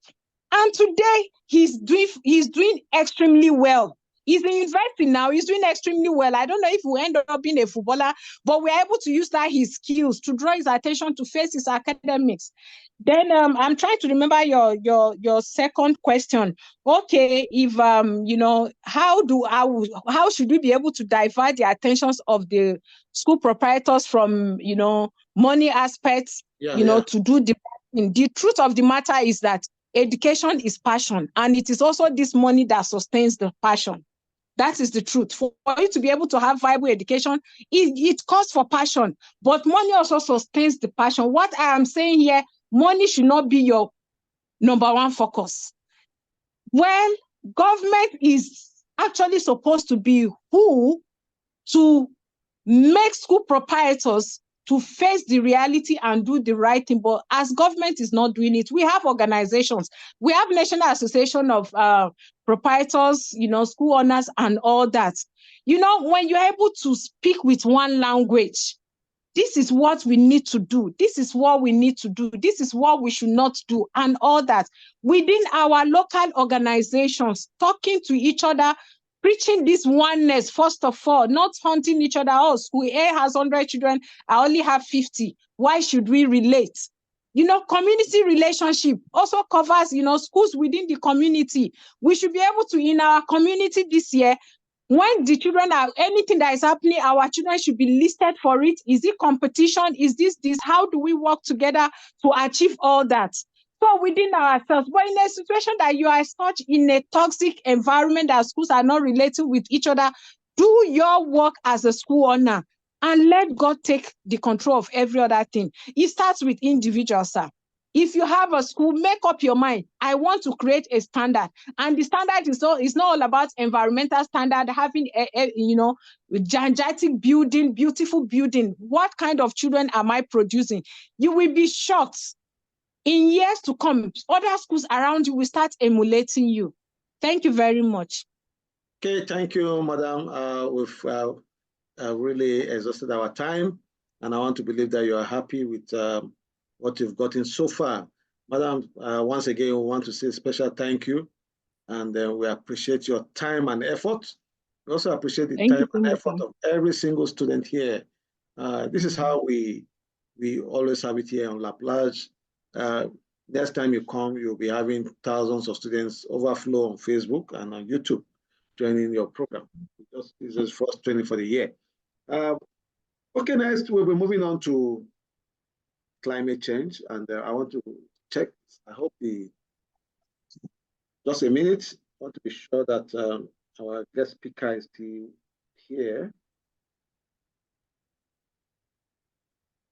Okay, Mr. Oyebanji. Yes, Mr. Oyebanji, you are most welcome to this program. You have to roll everything all in one. You give us a brief introduction of yourself, and then go straight to tell us, give us an overview of climate change. We've done everything we need to do in the class on WhatsApp. We just want to put a face to it, climate change in general, and you just have 20 minutes to do that, less than 20, let's say 15 minutes. So we'll use the remaining 5 minutes to ask questions. Please work with time so that we all can leave here on time. And remember, we have a match today, 9 o'clock. Let's also hope that we win the match. I know we have Cameroonians here, but as you are also hoping to win the match as a Cameroonian, we too, we are also hoping to win. That is the beauty of football. And I hope that one of the teams will win. Thank you. Over to you, Mr. Oyebanji. Thank you. Okay, good evening. Thank you so much, our convener. Thank you. I hope I'm audible. Yes, yes, we can hear you. Okay. I would also want to seek the indulgence of the House to allow me to just do an audio presentation of my part of the discourse. Yeah, it's just that your audio, you might need to work on your audio. Like maybe you are using your earpiece or so. It's not too clear. Okay, I'm actually using my earpiece. Is it not audible enough?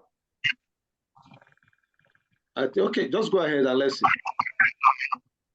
Okay, just give me the observation.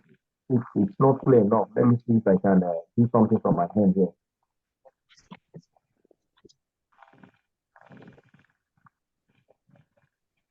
Can I continue? Yes, continue. Though the sound is not too clear. Okay. Let me see if I can get a better earpiece. I was actually using a Bluetooth device. Just give me a moment, like less than a minute.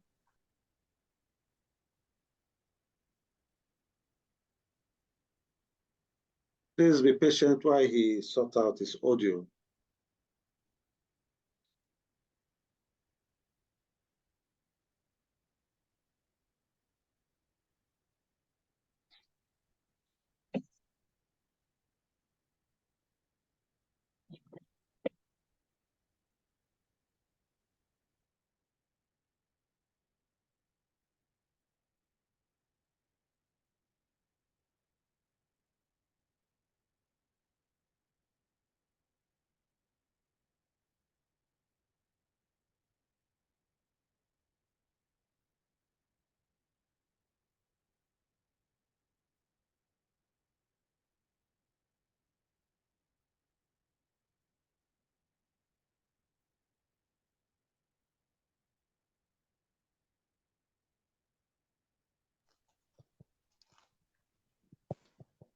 Hello.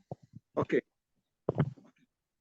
Do I have a little improvement? Yes, it's better now. As it were now? Yes, it's okay. better. Yeah. All right. Thank you very much. Sorry for the little interruption, time taking there. So once again, good evening, everyone. It's my pleasure to be here tonight, and honestly, I've been learning. I think everybody needs to do this more often than none.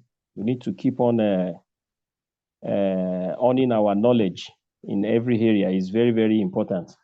And I've learned from what our immediate past person said in education management and all. So quickly, what I'll be discussing tonight is just like our convener said, to have a recap on what we have been doing or what we have learned in the class that has to do with climate change and renewable energy.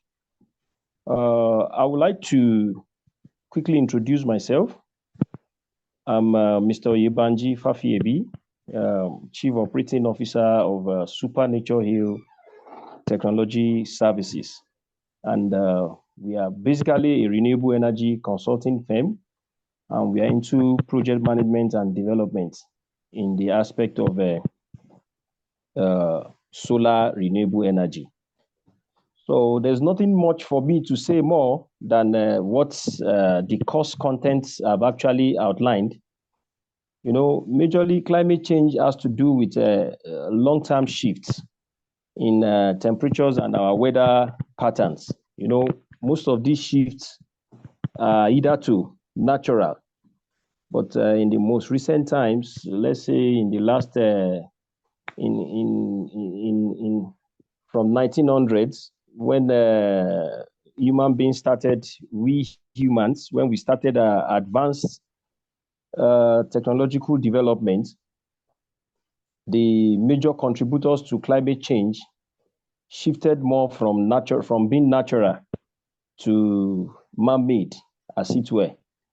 You know, the need for us to generate energy, the need for us to utilize more energy made it to become very, very essential for more energy production on a daily basis.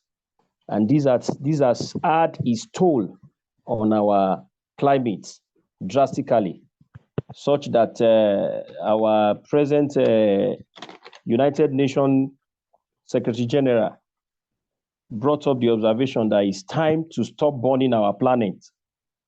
It's high time we stop burning our planet and start investing in the abundant renewable energy all around us. You know, just like I was saying, the need for us to generate energy to drive most of our technological innovations and development for our day-to-day activities has brought about so much change in how our climate has been over the decades. You know, before the technological development era, burning of fossil fuels that has contributed majorly to climate change. Burning of fossil fuels were not really in the picture. But you know, when technology started growing into an advanced stage, from as little as a plug-in of one cylinder engine in the late 1800s into 1900s, you know, from as little as that development, one-stroke cylinder engine, when it became necessary to use fossil fuel, to power such engines, it's at that point that climate change actually began historically. You know, we find out that these fuels that we are burning generate a whole lot of gas emissions, and the bulk of these greenhouse gas emissions, they just act like blankets that wraps around the earth. You know, they wrap around the earth, trapping the sun energy, and the effects of this trapping of sun energy is raising of temperatures. You know, the main greenhouse gases that are causing this climate change, you know, the culprits among them, the major culprits among them are carbon dioxide and methane. And you find out that these are the major components of our day-to-day fossil fuel. For instance, our gasoline, that's our normal PMS, petrol that we are using for driving our automobiles, is the major component of it is carbon dioxide and methane. And these are the major culprits in terms of gases that are responsible for our greenhouse climate change. So I think I don't need to flog the aspect of climate change that much, because I believe much has been covered in the courses that we have been exposed to. I would want to talk about renewable energy, which is the era that we are rapidly coming into. And this is actually what is needed and what is necessary for us in the times that we are in now.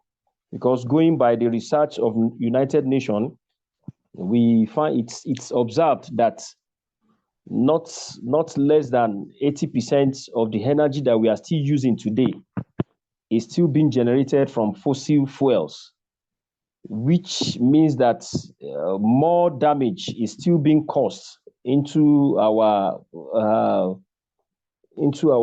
climate. Because in as much as we are depending on the fossil fuel, what it simply means is that we are still further wreaking damage or havoc, as it were, to our globe, which is what United Nations really wants us to guard against. And the awareness that is being created is towards how we can have a paradigm shift from from fossil fuels in terms of generating energy to natural means that are actually renewable. You know, we call them renewable because they are inexhaustible when we are comparing them with the fossil fuels. Fossil fuels, once it is combusted, it has been used up. And apart from the fact that it's becoming more expensive, we also realize that its effects on our globe is, in terms of the health hazard itself, the uncomfortability that is bringing to us is gradually becoming advanced. And to this effect, renewable energy is something that United Nations wants us to take as a paramount development goal. So what is renewable energy? What are the advantages of renewable energy? You know, renewable energy sources around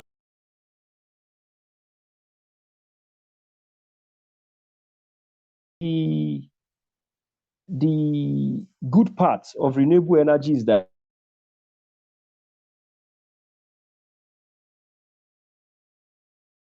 as at today, or as at, let me say, as at 2023, we have not even taken up to 25%.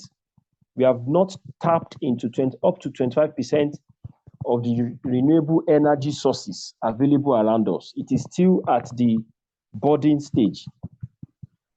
Many countries of the world are still not yet utilizing the potential renewable energy that nature has given unto them. Why am I saying this? Every country of the world have their own renewable energy potentials.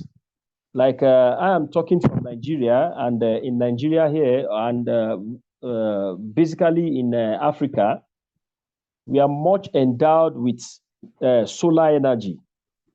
You know, not until recently, not until the year 2000s, we have not really been tapping into the abundance of solar that is available.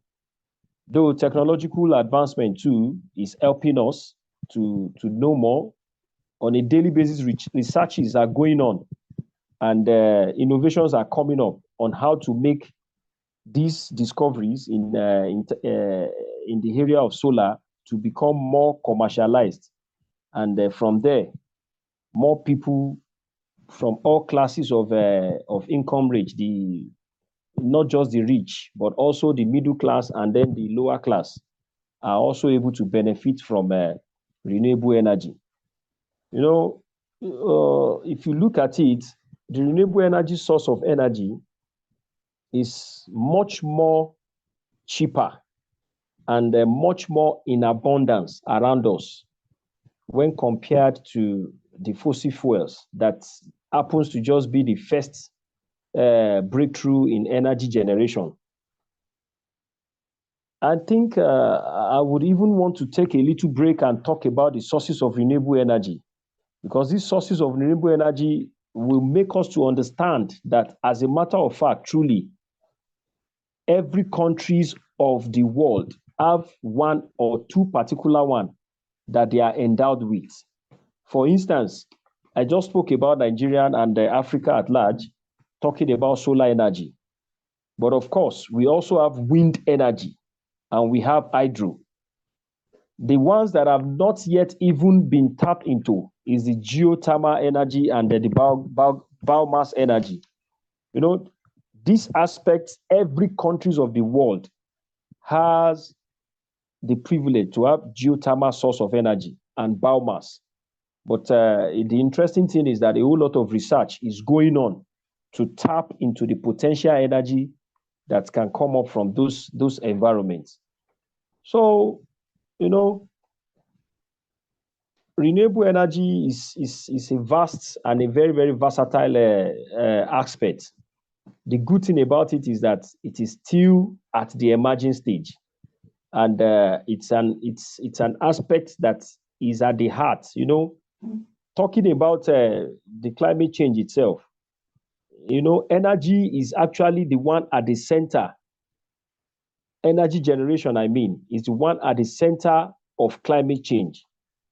So this is the reason why renewable energy is gaining the forefront of recovering our climate. You know, what we are interested in here is to create an environment that is more healthy, that is cleaner, unlike the way, and to also make sure that the global warming thing is reducing. The effect of fossil fuels around us is temperature rising, and this has to do with global warming. And that is what United Nations is actively trying to encourage us to see how we can reduce global warming that is ongoing. So basically, renewable energy is going to give us a breakthrough into our desire to have an amiable environment that is healthier, and is more efficient in terms of energy management. So what I want to say tonight that has to do with how to tap into all these our renewable energy sources is that there's a whole lot of career paths in renewable energy, which I believe that the courses we have been exposed to must have probably given us an overview of it. There's a whole lot of career paths. There's energy audits, there's renewable energy consultants and project management, there's climate change officers, there's energy efficiency managers, there's education going on. In fact, climate change educators, you know, renewable energy finance officers. It's teaching us the holistic, is giving us an holistic view of how we can harness the renewable energy that is available, that nature, in fact, as a matter of fact, is a gift. I call it a gift from nature, which we have not really looked into, especially now that if you look at it, the global cost of these our fossil fuels is on the hike, is on the increase. The cost of fossil fuel is far more expensive now than renewable sources of energy. So it is very, very important to key in and then to research deeper into the sources of and how to harness renewable energy. I want to implore us, participants that have interest in this aspect, I want to implore us that we should give more attention to it, because it's more or less like a breakthrough that's going to give us a whole lot of economic relevancy, especially Africa at large, because Africa happens to be at the forefront of we are at advantage, so to say, when it comes to renewable energy. You can, if I take a look at the way most of these European countries, China itself, the way they have been coming in, as in terms of the business part of it, they have been tapping in, they have been seeing the potential in Africa even more than we Africans that are in the continent itself. You know, they come in with so many innovation on that has to do with solar renewable energy, so many innovations that has to do with wind and turbine energies. And all these innovations are highly commercialized, such that they know that they are taking advantage of the felt need that actually energy generation and electricity basically is in need with in Africa, and they are really cashing in on that. They are cashing in on it in such a way that sometimes it makes me to feel like we are still in a kind of enslavement, because they are seeing what we cannot see. They are bringing in solar products for us that we are spending millions of dollars on a yearly basis, and bulk of this wealth is migrating back to their continent, because they are the ones helping us to design most of these our storage facilities. You know, one thing with renewable energy is that because it is available in abundance, there's always need for it, and because it is available in abundance, but at the same time, it is also supposed to be harnessed. Let me give a practical example. We have hours of the day that we are exposed to sunlight, and the energy that comes from the radiation, sun radiation, is only available for maybe a certain number of hours. In Nigeria, typically, it's the average sun exposure, average daily sun exposure is between 7 and 8 hours. Now, what happens in the other hours, the other, like, so to say, 16 hours of the day? There's no sun energy. So this brings about a situation where you have to store the energy, and that leads to another innovation. That leads to another technological innovation that has to do with storing up of or harnessing the solar energy, which is where battery backups and all of that comes into play. You realize that a whole lot of research is going on in developing different types of storage devices.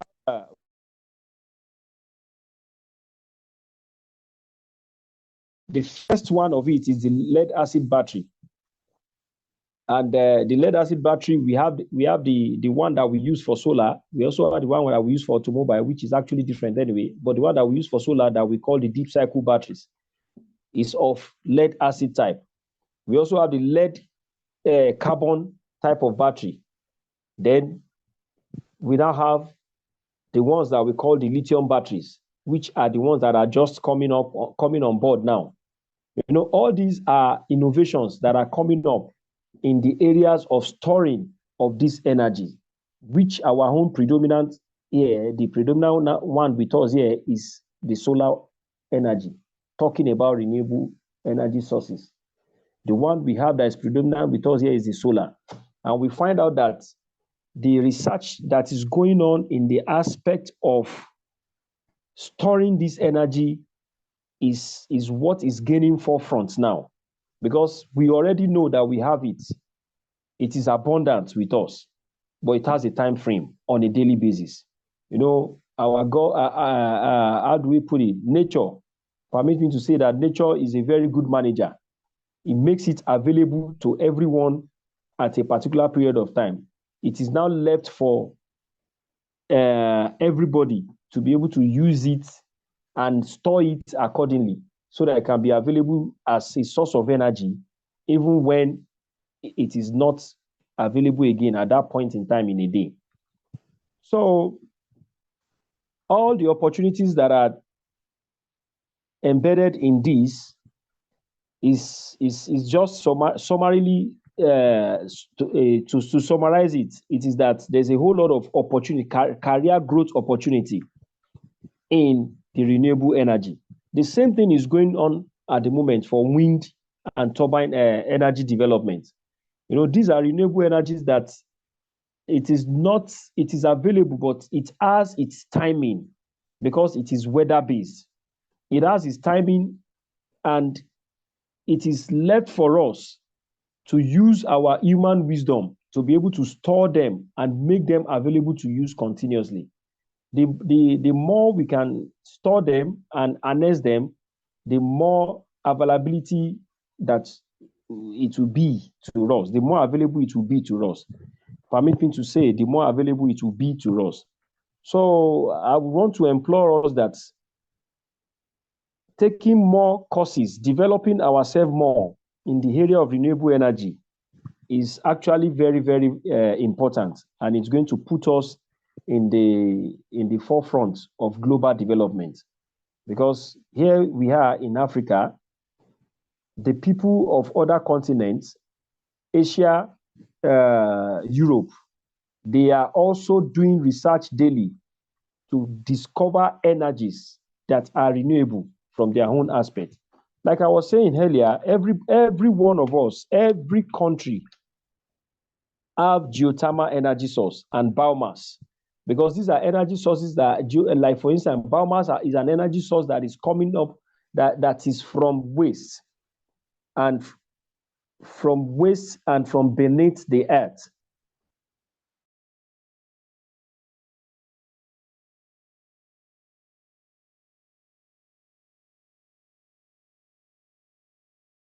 As the potential of providing energy.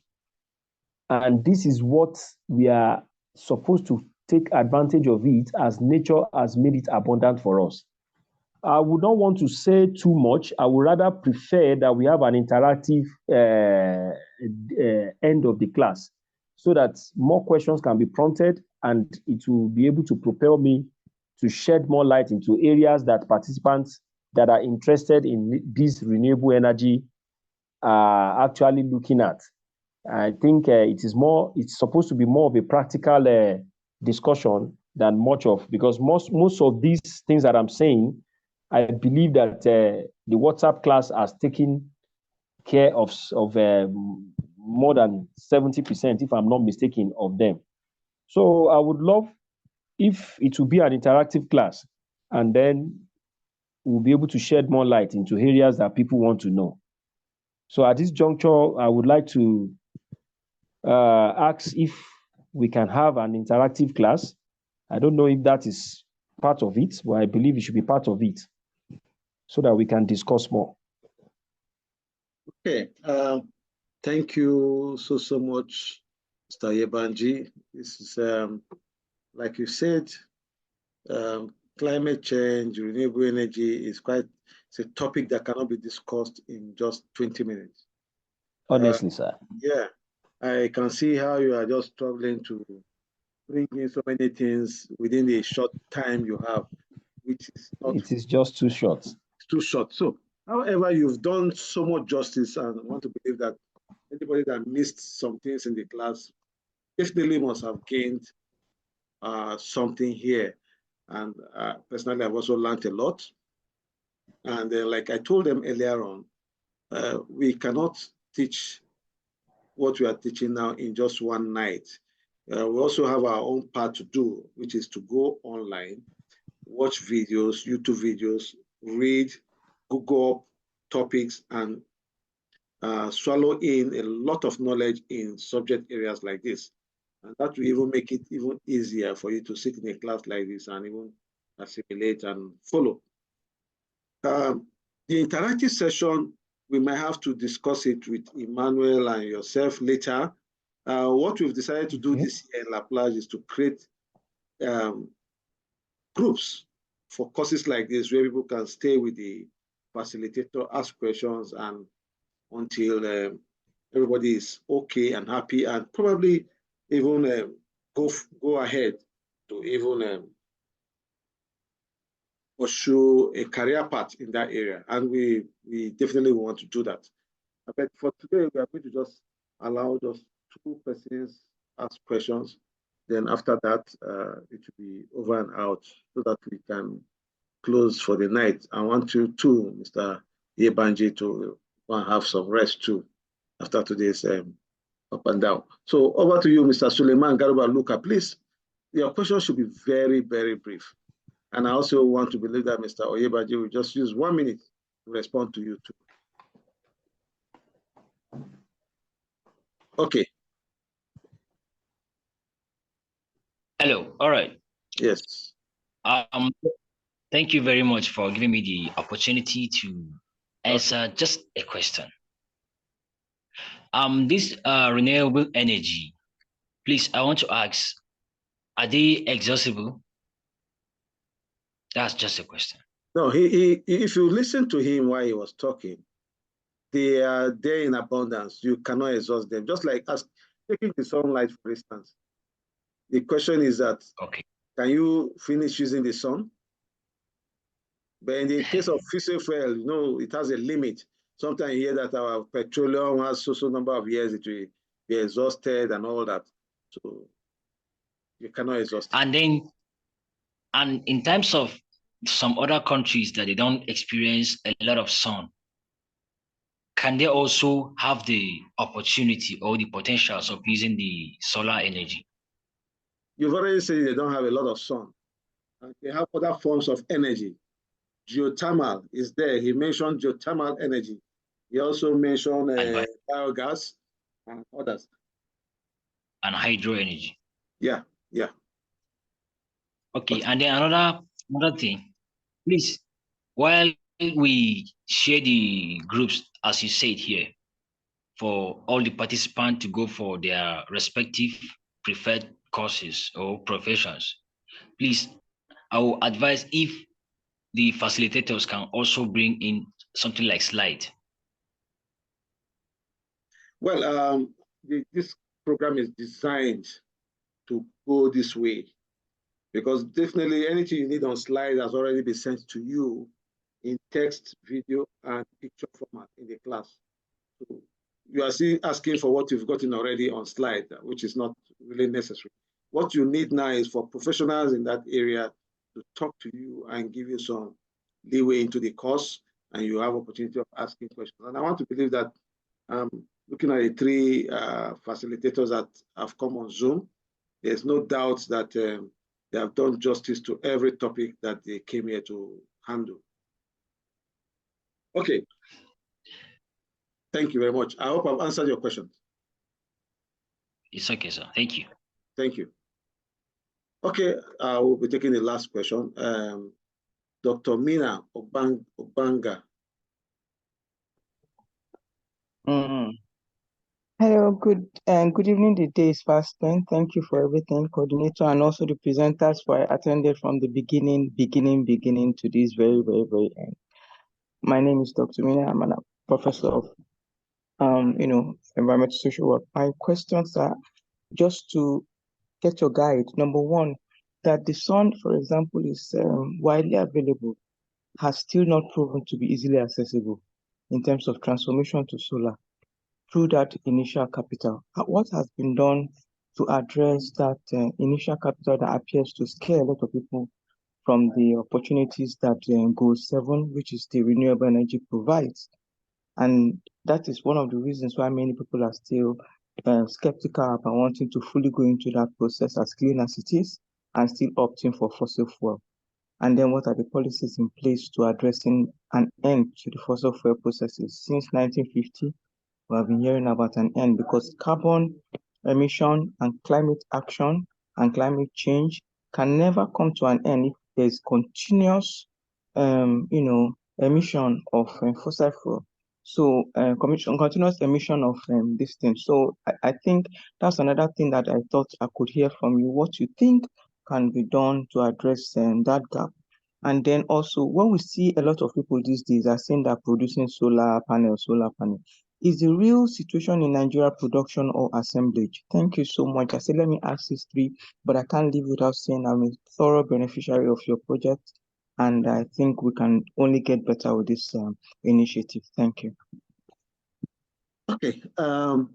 Before handing over to Mr. Oyebanji, yes, those two questions were also treated. If you remember, he made mention of research constantly going on into storage. The sun is there, yes, but how do we store it and convert it into energy? Research is constantly going on. And one thing I can assure you is that with research and mass production, prices of end products like this usually come down, bringing in the factor of demand and supply. So it's just a matter of time. The question is that how much of this are Africans getting involved in? Are we just going to be there to be buying? And that was what he was trying to mention. Are we just going to be there to be buying? How much of this research are we going into? I think it's more of an institutional thing, more of what the government should be looking into, providing a enabling environment for people to go into research and production. But it's a big topic that he might not even have the ability to say yes or no to, because it involves every one of us, and it also involves every single, the government. And I will hand over this time around to Mr. Oyebanji to complete the response to Dr. Mina. Over to you, Mr. Oyebanji.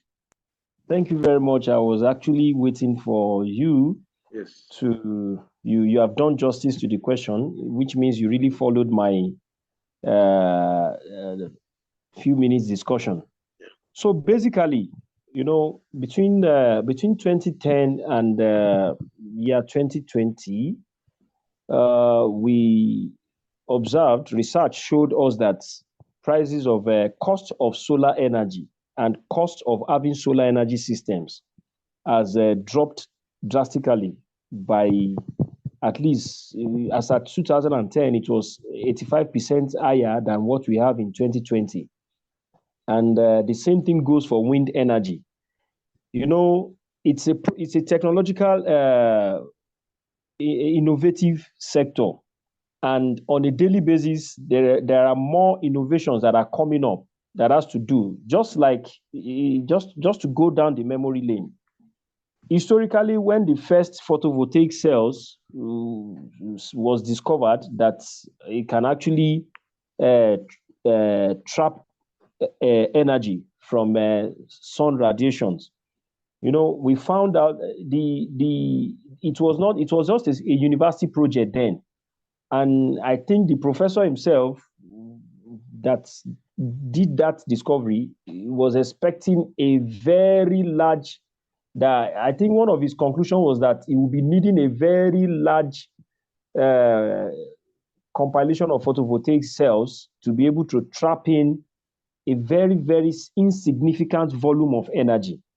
But as of today, we have so much lesser. Okay, let me just use this explanation to drive home my point. The first set of computers, we were told that they were as large as some were as large. The first set of computer systems were as big as a hall system. Gradually, they became, and as big as they were, their storage capacity was very, very small compared to what we had at some later times. So research is going on, and this research is bringing about further ways of reducing the costs of having solar systems and making it available not only to the rich, but also to the people in the middle class and, of course, the lower class. The same thing is happening in area of government participation. We have a whole lot of public-private partnership that is going on in that aspect, even though in Nigeria, it is not yet widely spread. But I think I was privileged to get one or two information from the, what is it called? The International Renewable Energy Agency.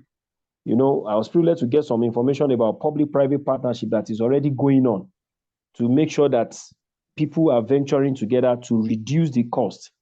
And just like I said, in terms of storage, the more the development, the evolution is coming up, the more efficiently we are able to store the energy that is being supplied within limited time frame of the day, and we are able to use it more. So with this, I believe it's just a matter of time. In between now and 2050, solar renewable energy is going to take the front line and is going to be available to not less than 70% of our population.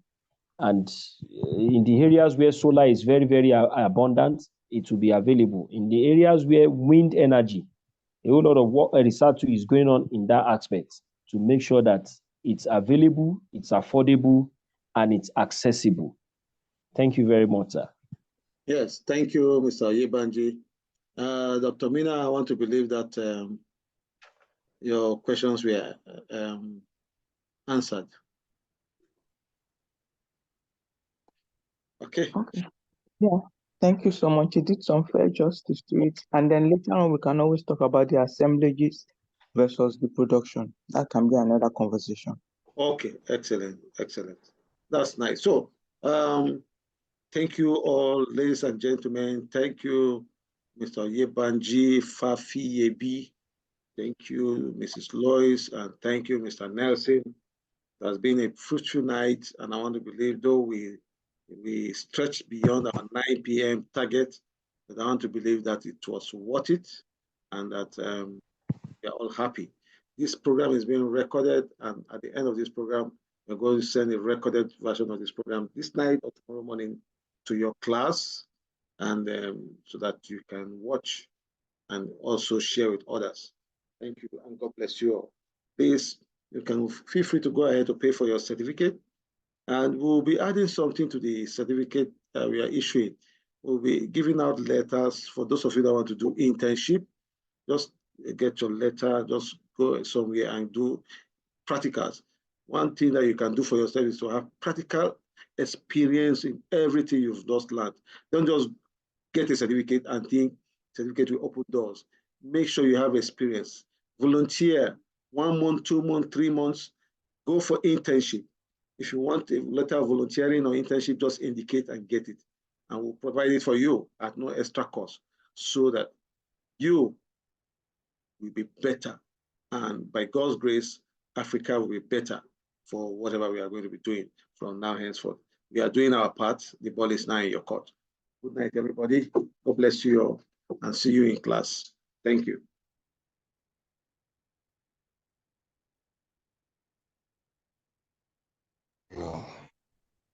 Thank you. Thank you, sir. Bye-bye. Bye-bye. Thank you. Thank you. Bye-bye. Thank you, sir. Thank you very much. Bye. Bye.